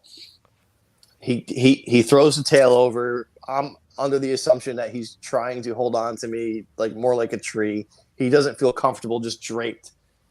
Throws the tail over. He starts cinching. So I'm like, he's Dan, he's getting tight, man. He's like, oh no, he's fine. He's just trying to hold on to you. Click, click, click, click, click. The funny part is you can see in the pictures, which have never been posted publicly. You can see in the pictures like The there's a look on moment, your face. yeah, you can see like my Oh. face kind of change as I'm like, right. Oh. Dan's like, all right, whatever. Puts my phone down, comes over. Dan Oh. comes over and goes to like, pull the coil off, and he goes, Oh God. "Oh, this is real." Oh I'm like, "Yeah, motherfucker." jeez. I'm like, so we go back, so we go to snake room, and I got to the point where he had me. The problem is I let him have my throat. So he had me at the moment where like now I'm starting to see like the fuzzies, the stars, like I'm Mhm. there. But I'm not in any real danger. Dan's there. There's actually my friend Brian. The real funny part of the story is my friend Brian is with my friend Dan, now fiance, in the other room watching TV, and they're laughing. They're watching a funny show. They're laughing loudly. I'm sucking air. They're in the other room laughing. Dan, Dan gets him off. Right, he gets him off. Okay. We get him off my neck. Now he wraps Dan's hand. Now Dan's hand goes purple. Wow. He's holding him so tight. Whoa. At this point, Rambo's 8 feet, I think, 7, 8, 9 feet in that range. Not huge, but sizable. We get him off Dan's hand. We get him back in his cage, and now he starts slamming the glass. Oh I'm like, my. thank God he wasn't doing that while he was on us. He didn't start biting until that point, Oh wow. which was great. So Yeah, no, that is great. I kind of, whoo, I do Yeah. that whole thing. Me and Dan are like, holy shit. So we go to the next room where Brian and Kim were, and we're like, we sit down, and I'm like, yo, I almost fucking got killed. And they start laughing, and Dan's like, no, like Rambo tried to kill Scott. So the funny part of that story is how like Dan's nephew is also, I'm gonna say a ginger, but he's redhead. I'm kind of red. I'm blonde, but reddish blonde. Apparently, Rambo had issues with him too. So now the joke is, wow. he hates gingers, right? And then like a few weeks later, Rambo bit a good friend of ours also. So the best part, Dan's this kind of guy that like I'll be laying in bed with my wife on a random Wednesday night, 8 o'clock at night, and there's a picture of Rambo on my phone. Hey, Rambo misses you. Oh, jeez. He actually sold. So he actually sold that animal. He doesn't have the animal anymore. So, but I say that to go back to the retic thing and everything else. So that was a 7 to 9 foot constrictor, and had I been alone, it probably would have been scary. Yeah. It opened my eyes to the possibilities of what these animals really are. Right. Yeah. So I took offense to what a lot of the people were doing, albeit well-intentioned, when they post videos to show retics with like their kids, and you can't see them in the video. And I'm like, look, I get it. I know what you're doing. Whatever. I get it. But like, you guys aren't understanding the battle I have to deal with. Not just me, but the people have to deal with in the comments when your video goes viral. Mm-hmm. And the general public sees it, right? So they don't understand it. But the retic people, unfortunately, a lot of the retic people have forgotten that retics are just very large semi-arboreal snakes. They're not berms. They overgrow them a lot. And I'll be honest, they suck as pets. They're big, giant animals, and they're being kept in shit cages. I'm sorry, I said it. Not by everybody. This is a very generalization, but a lot. And same with a lot of stuff. We've seen a big change in the monitor community specifically. A lot of people are keeping in much bigger cages. Turtles. There's a lot more turtle keepers keeping them outside in large enclosures. Mm-hmm. Yeah. Our Redfoot. I feel bad during the winter. She's inside. I live in New York, but she's out pretty much all like late spring to early fall. Once the temperatures are within her range, healthy range, she's outside in a larger enclosure. A lot of turtle people like Greg, what's his name? Chris from Garden State lives down in Jersey. Oh, yeah. Like his incredible, man. Like, yes. That stuff is just wild. And there's a lot more people kind of going that way with turtles. But the snake hobby, unfortunately, we got stuck in this breeder-only mentality. We forgot the 99% of the pet keeper that, like if you have 3 ball pythons, like give them really nice cages. Like they can go for more. Like give them more. Like fuck it, Yeah. you know. And here's the thing: I'm a breeder, so I'm also talking out my ass because I have snake racks. I'll be honest with you. I mean, but I'm not keeping adults in cages where they can't move, or in racks where they can't move. Right, the cage isn't the hide. But Yeah. The cage exactly. isn't the hide. The rack is not the hide, and they all have hides in their racks anyway. But yeah, retics, things like retics are really not kept very well by 97% of the hobby. Turtles don't make good pets for most people, but that's not everybody. It's a Yeah. very generalization, but you know, like I said, with it goes back to having the husky. You know, for a lot of people, a husky is not a great dog to have, but for some people that have the means, have the ability, it's fine. You know, I'll be honest. It was a lot of work for our husky. She had issues before we rescued her at 2 years old. We also rescued Odin, which is, you said, shelters. Odin's a shelter dog. We have a shelter right up the road. That's where he was. And one of our cats came from the same shelter. So they're all rescues, and the husky came with pre-issues anyway, which just compounded things. But I mean, everything they say online about huskies is fucking accurate. I mean, she's an absolute nut job. And the thing goes with retics, you know, you gotta understand, these are very large, very, very large, semi-arboreal, very good predators.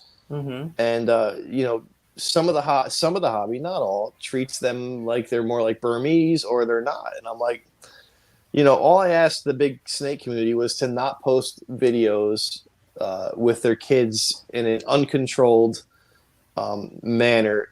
I said, you get the same effect with a 3-foot retic, a baby. You know, the same thing. It's still a snake. You're still showing the same thing, a snake with a young person. But like I'm telling you, man, a lot of them don't appreciate and respect what those animals are able to do in just an instant, like an African rock did to my neck, which was, you know, me and my friends laugh about it and stuff, but you know, in different circumstances, it's a dangerous game. Well, that's why I posted on my, I think, Facebook page and Black Hills Turtle Forum that shows this video of a girl kissing her turtle, or going to kiss the turtle, and the turtle bites her lip. Yeah, I know exactly the video you're talking about. And I tell people, not only, you know, the lip damage, but the bacteria that, you know, that the turtle can carry, you know, and that's why, you know, turtles below 4 inches were not sold, because kids were putting them in their mouths. And even a baby turtle will bite your tongue or bite the inner cheek, or, you know, and then now you have an open wound with an animal that could be carrying salmonella. And it's like, you know, people, you know, and then like you said, people will then ask me questions like, you know, and I tell them, I said, my turtles are not like cats and dogs that come to me for love. They'll recognize when I walk into the room, like, oh, feed me, you know, and they'll do that to me, but they won't do it to Joel, because Joel doesn't feed them. So they know who the feeder person is. But do they love me? No.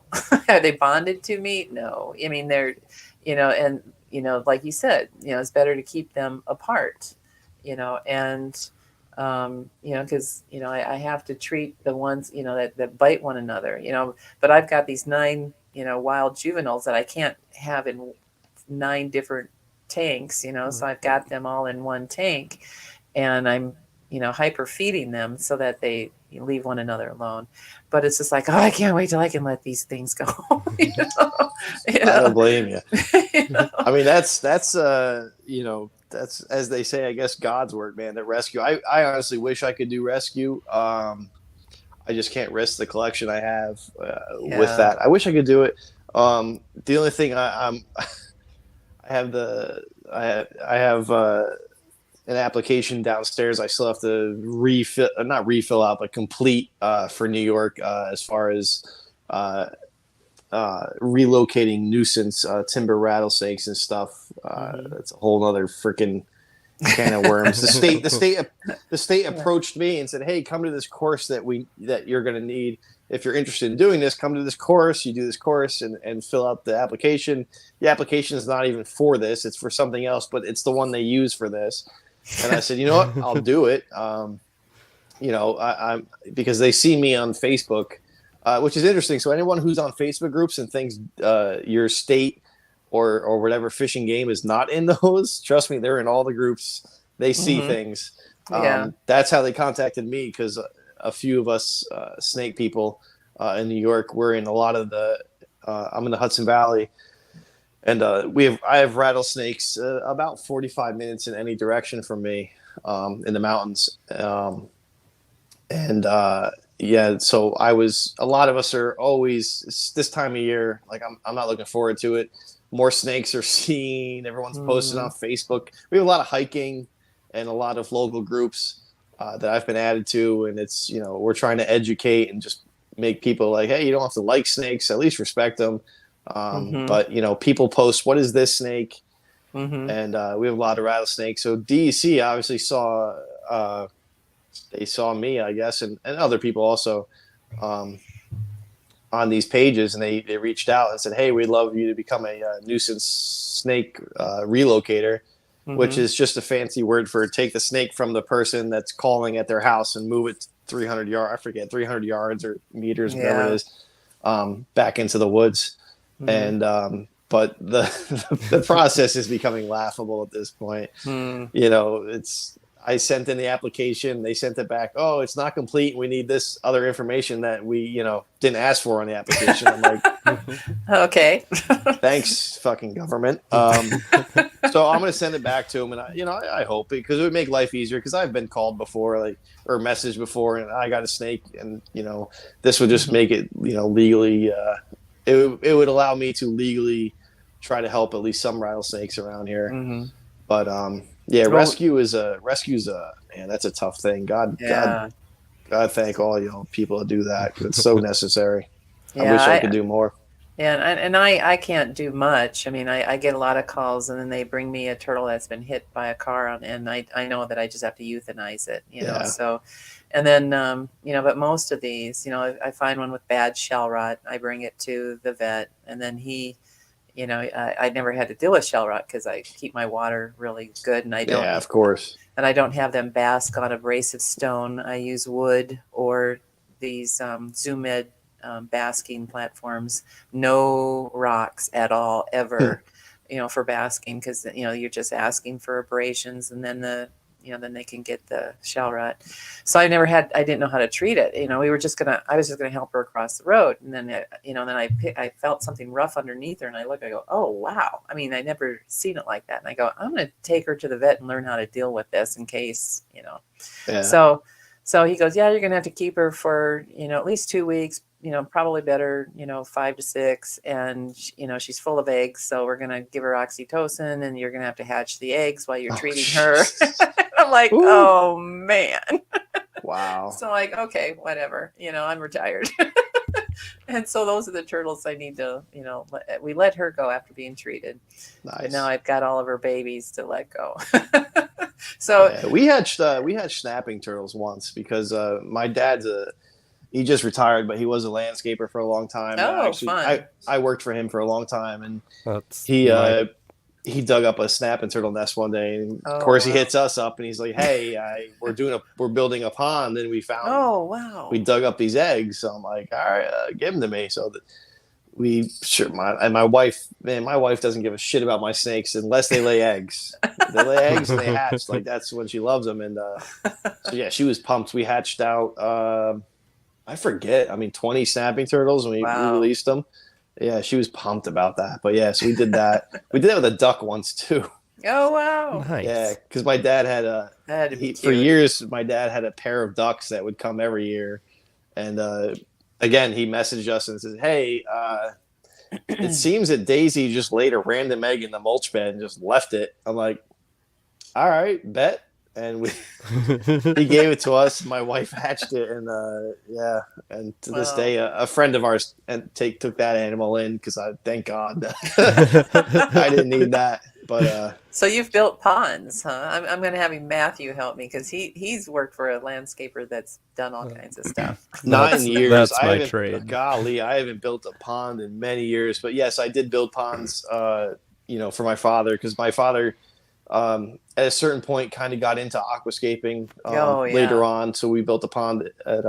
And there's a guy who I'm seeing on a lot more of the influencers now. Greg Woodstock. Oh He's kind of yes. been so. Greg Woodstock is the person who designed the system that essentially a lot of landscapers started using for ponds that Hmm. were not meant for reptiles or stuff like that. But now I've seen Greg. I mean, it's a natural to me. It's a natural progression for people that have turtles and stuff to deal Hmm. with him. I think I saw videos with him and Chris down in Right. Jersey Yep. and some others. But Yeah. originally, Greg Woodstock built ponds, and my dad, from his system, was where that the whole pond design and the Nice. company was where that started. And Hmm. um, yeah, so I've built quite a few ponds for him back then. But Cool.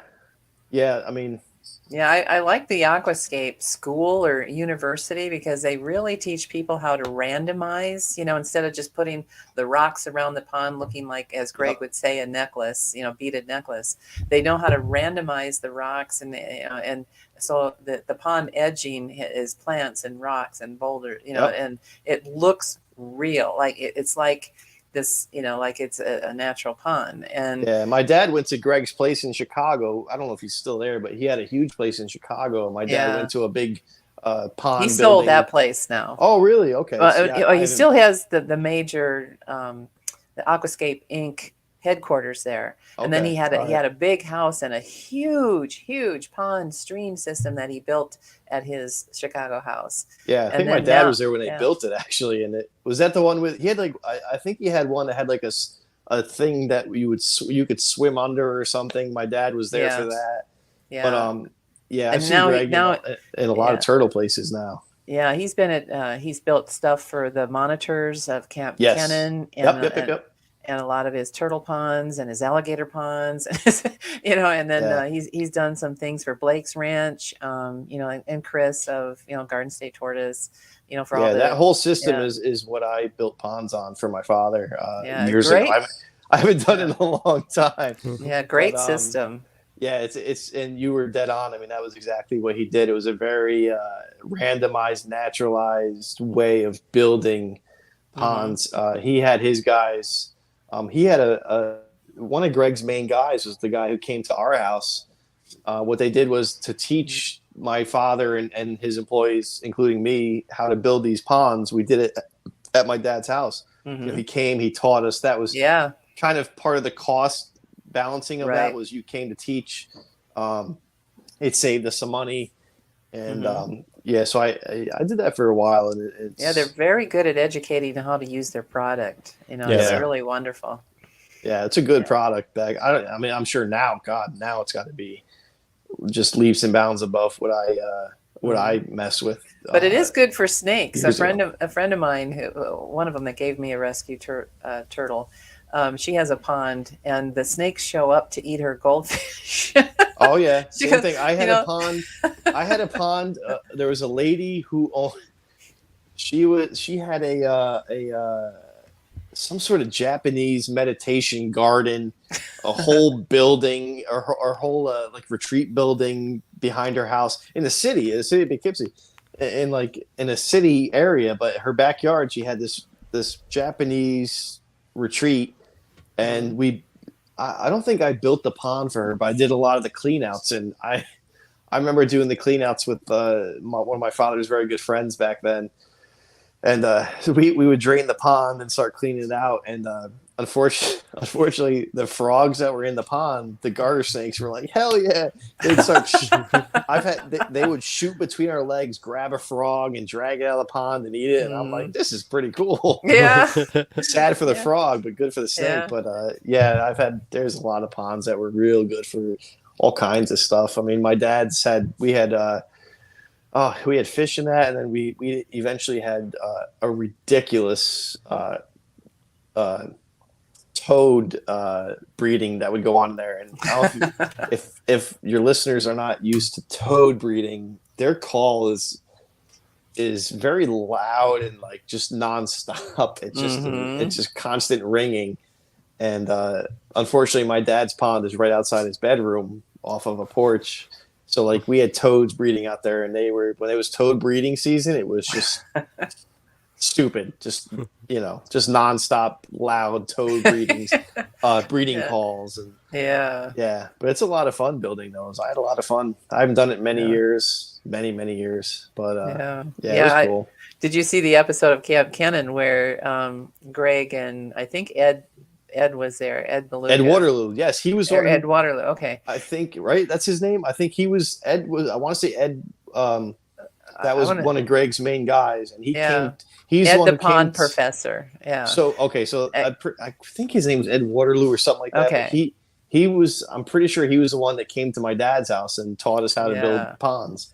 Well, and they were there, and they said, well, let's take Slinky out and have him, swim in this pond. Slinky, his monitor. Yeah. So they did, and then they're watching Slinky, and he goes, oh, he's on the hunt, and then he catches a snake, right? Yeah, he catches that wild black snake, and and just thrashes it, and then gulps it. And the guys were kind of looking at each other like, okay, well, which is funny. I don't see much of YouTube. I mean, I just don't consume much YouTube, honestly.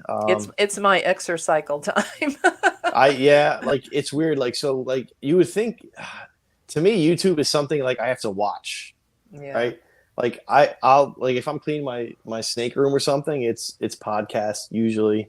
Podcasts like I listen. Like even if it's a podcast that's on YouTube, I might click the YouTube, but the phone's. It's over there and I'm listening to it. Right. I just don't watch YouTube. I just don't have the time to watch. That's my clean the kitchen time are the podcasts. Yeah. My Sunday drive to work, because I take the train the rest of the week, so I watch shows. But on Sunday, when I drive to work, it's like an hour or something. It's podcast usually. All these days, it's been Joe Rogan lately or other weird things. Just it depends. Dusting and dishes are my podcast time. So yeah. Nice. Well, I have one question on the big snake thing. So education wise, like we had Bill Bradley, and he mentioned the iconic big white snake that every educator needs or has. Where do you rank that? I mean, I know it's not a pet and it's not your 99% of people we're talking about here, but would you go retic or berm, or would you just stay in the boas or that carpet python 10-foot territory? I mean, in terms of what exactly? If you were going to get a snake for education purposes, but you wanted that bigger snake factor. I mean, for me, I live in New York, so it wouldn't be be one of the big ones. But I mean, I spent a lot. One of my good friends is Dan Liebel, and he did a lot of education. I have a lot of friends who do education, and I think if you can and you can legally do it, I mean, it's one of the big snakes. Obviously, is probably good. It's that wow factor. Right.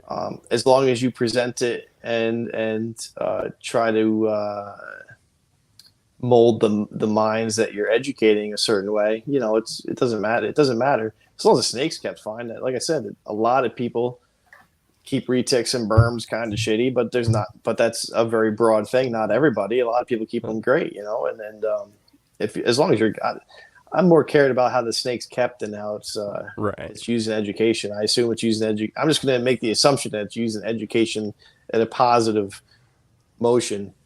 As long as you're keeping that snake good and optimally, the rest, falls into place. Fair enough. Mm-hmm. If it was me, it wouldn't be a retic or a berm because I don't have the space. It would, I actually was having this conversation with a friend of mine the other day who's an educator, and I was like, I'm terrible. I did it once. I tried to do an education thing. I did a fundraiser for a friend of mine, and as part of the fundraiser, there was myself and two other myself and then two educators from my state who are fantastic. We're going to do presentations. I'm very terrible at it. I'm much better in this kind of format, a podcast. I can have a little alcohol and loosen up. And Yeah. what I told my friend was I'm much better in a more of an unofficial and a very it's almost like we're just talking like we would normally talk if we're just sitting around a fire Right. and we're talking reptiles. I'm much better in that format than a planned, laid out thing. Like an education, like when you're going to go in front of a classroom or in front of a group. I did that once and I suck at it. I'll be honest. It's just not my forte. Like it's just too hard for me to do a structured thing. I need it to be a much freer, looser format and just come off the tongue than an education thing.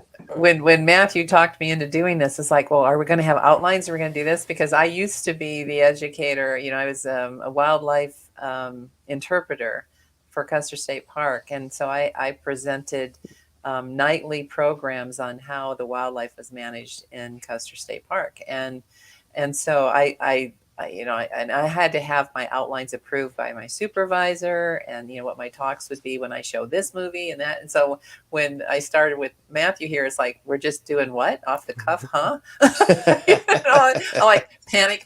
Well, the first one wasn't that way. The first two really weren't. Other than that, they all have been. Coming up with a weekly outlines. I mean, a weekly show it's a lot. Yeah. Everyone says it's a lot, but it's a lot.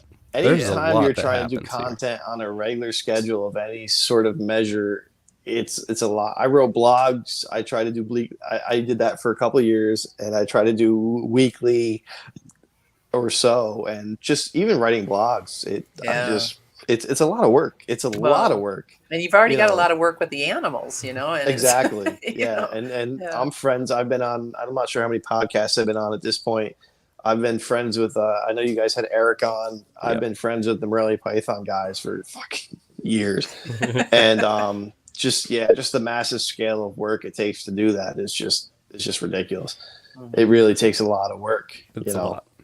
Yeah, absolutely. That's just some weeks it falls apart, like this one, where I don't get the ad posted until an hour before. But that's probably a little better, actually. You've got an infant. You've got an excuse. There's a whole bunch going on here.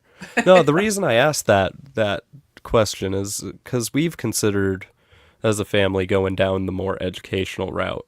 And then it's like, well, we would probably need a bigger snake just to... Like, we're allowed to have it. We might as well if we're going to compete with reptile gardens in the education side of things. We got to have one big monster. But then it's like, well, you can't just have one because what if that one, when it grows up, isn't okay? Like, education-wise, what if I can't take this snake at 15 feet long around a bunch of kids? I don't know until it's 15 feet long. Like, you can tell a little bit, but...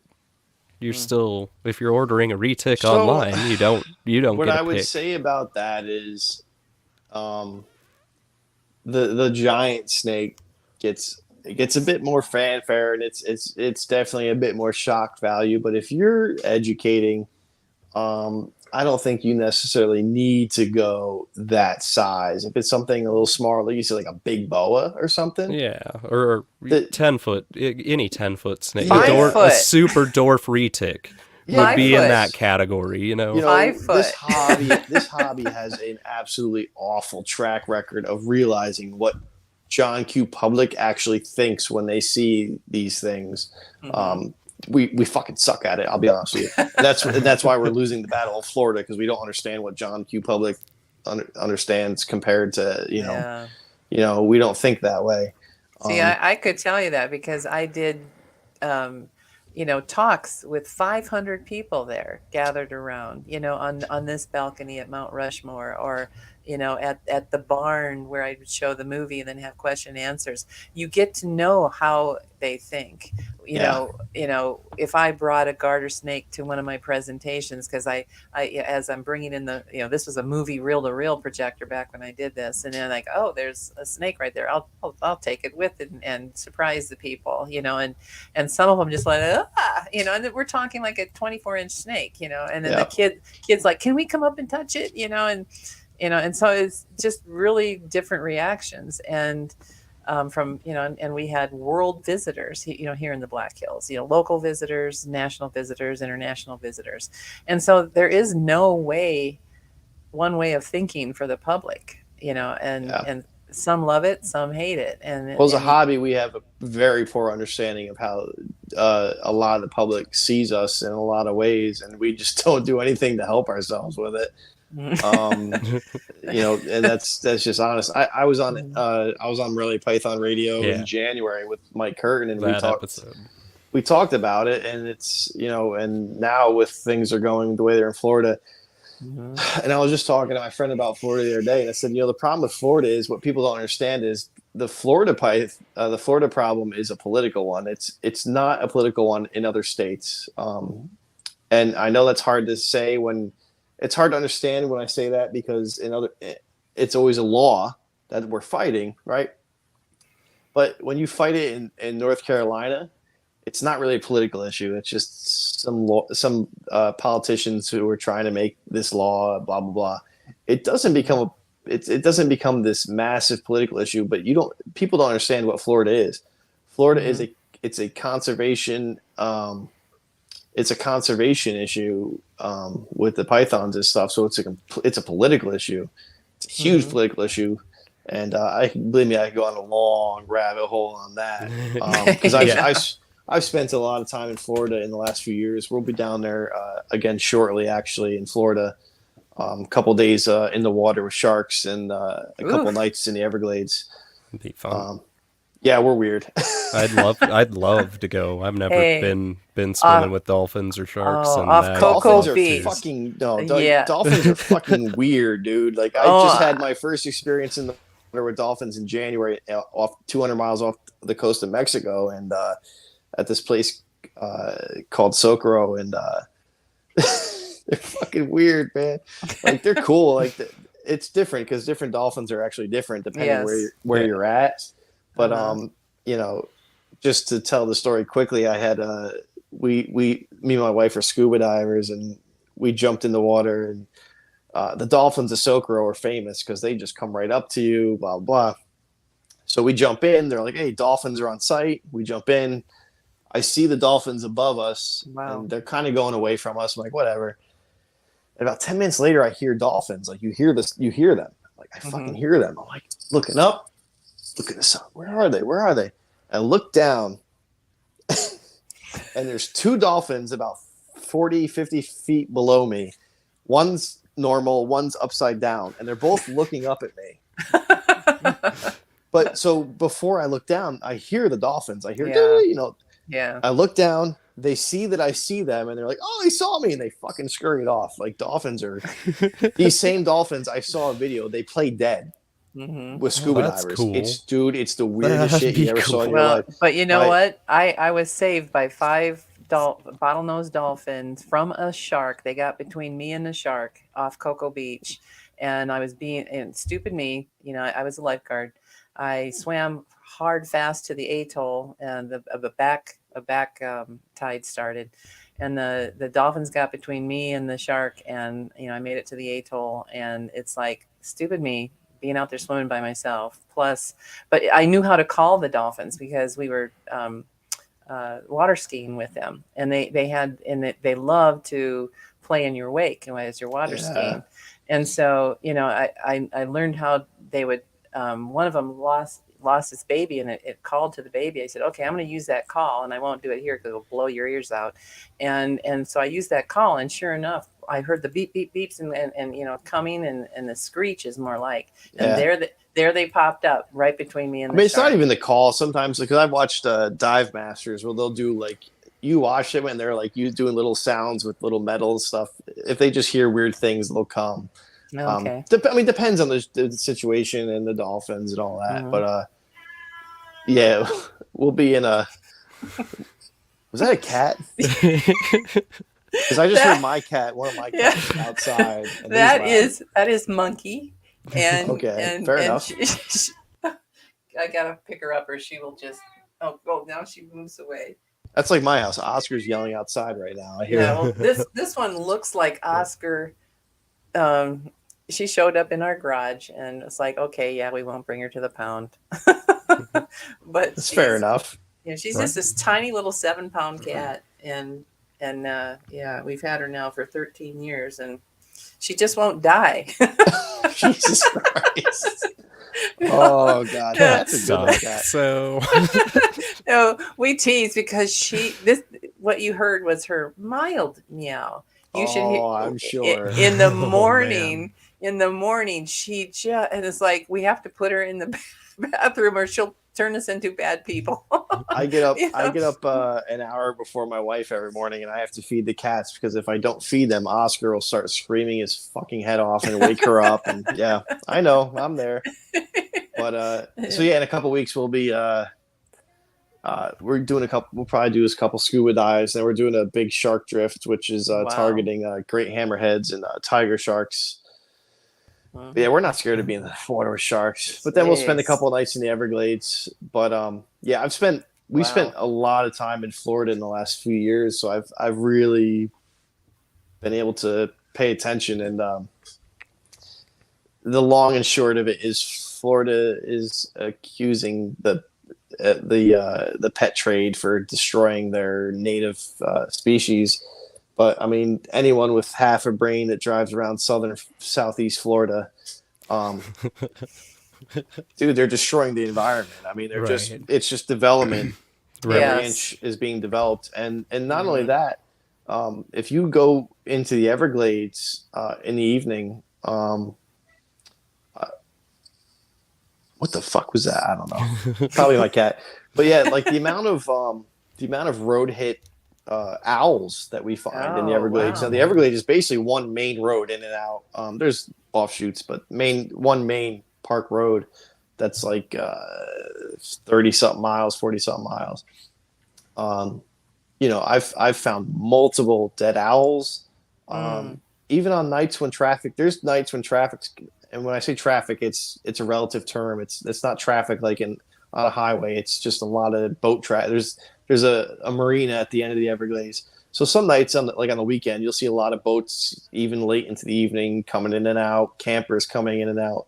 But it's relative. It's not like, it's not like stop and go traffic. It's just a lot of cars on a very long, quiet road. And there's other nights where it's quiet. I've had nights in the Everglades where there's not very many cars, and yet I still find a road hit owl. Wow. Just one road in the middle of the Everglades has that effect on the environment. Yeah. You go north of the Everglades, north of Homestead, and it's just agriculture and development everywhere. Well, yeah, and then and all the fertilizer runoff that's killing the manatees. That Everything. yeah. Red tide. It's a Mm. whole political and environmental disaster in Florida, and that's Yeah. what people don't realize. But Yeah. the thing is, we're fighting a battle for these animals. Where like the problem is, a lot of the hobby wanted to go, hey, what about the cats? Well, listen, the way to win this battle is not to go, hey, point the finger. It's like, look, we understand the berms are a problem because they are. Right. I've never found one. I've tried. We've tried. We try every time we're down there. Haven't seen a berm yet. There's something to be said about that. Well, there is and there A isn't. little bit. Because I've been in the areas where some python hunters go, but I also have friends that are licensed contractors to catch the berms. Main Park Road, you're not going to see as many berms. If you go to the offshoots, so there's certain spots like that these guys go. You could find them every night, I'm sure. I have friends that find it a lot. Like they're there. We just go the Main Park Road to Herp, and then up in the Big Cypress. We went once to Big Cypress. I was told how to find berms there, but the only night we ever went up that way was. It was cold and chilly, and we were exhausted, so like we didn't spend a lot of time. But they're there. I mean, it's an issue. Yeah. It really is. And it's the way to handle this is not to point fingers and not to say this isn't an issue. Like, no, human footprint is an issue. Like, everything we do causes a footprint. We have to admit that and be part of the solution, not try to fight against the fact that there is a problem. But on Florida's end of it, their politicians' end of it, like, they're using the berms as a scapegoat. Now, if you spend time paying attention to John Q. Public's responses in a lot of the articles and all these things, like, you'll see, man, John Q. Public has eaten the or drank the Kool-Aid, and they think berms are destroying the Everglades. Like, berms are a part of the problem, but the mass habitat destruction is a bigger problem. Yes, exactly. I think on that note, we should do our wrap-up questions, because I don't think we can make that any better than it was. No, that's fine. It's getting late. I gotta go to bed soon. It is. Do it up. So, if you could, you have to keep it and you have to breed it. Doesn't matter. Size, space, extinct, not extinct. It doesn't matter. What species are you keeping and breeding? Only one. Damn, the pinnacle. Fucking tough question. Yeah, it is. I did that on purpose. Is that like something I haven't done, or can it just be anything? Like, anything at all. anything. We've had woolly mammoths. We've had cuttlefish. We've had. I didn't know you were doing that. Anything. If it's extinct, we've had dinosaurs. Shoot her! I don't even know how to answer that question. I won't know how to answer it either, honestly. So I'm just here. If we're gonna go that absurd, people are using dinosaurs. I'm gonna use my favorite animal for the moment, and the animal I really want to swim with, which would be orcas. But Wow! That'd be cool. Give me 2 seconds on this. It's not going to be a long rundown. No, you're good. They should not be in fucking captivity the way things are now. No. That's all I'm going to say. Right. Trust me. I'm with you. It's unfortunate. Build yourself a little ocean in New York, and then. But yeah, if I could build an we'll ocean, fucking orcas, because they're just the pinnacle. Heck yeah. All right. Cool. If you had any advice for a new keeper, what would your one major piece of advice be? Is this new keeper going to be a breeder or just a pet? Doesn't matter. I take it with whatever relevance you want. If they want to breed, patience. Read my blogs, my old blogs. But yeah, in general, stay off of social media and just enjoy your animal. Don't worry about what anybody thinks or what anybody says. Enjoy the animal and do your best to give the animal the best possible living space that you can. Mentally, physically, etc., etc. Yeah. Nice. Yeah. And the final one is if you could have a creature power, i.e. like a spider that sticks to the wall or a bird that flies or any power that a creature has, what would your creature power be?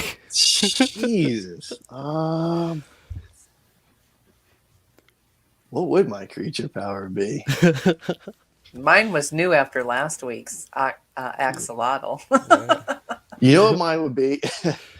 This goes back to scuba diving. I'm freaking terrible with my air scuba diving, so I'd be a goddamn fish. I could stay underwater much longer, and yeah, that's what it would be. You would have gills. Fair enough. Yeah, I had a bad time in Mexico with my air, and I was like 30 minutes. No matter what I did, it was like 30 minutes. I was going up, and my wife.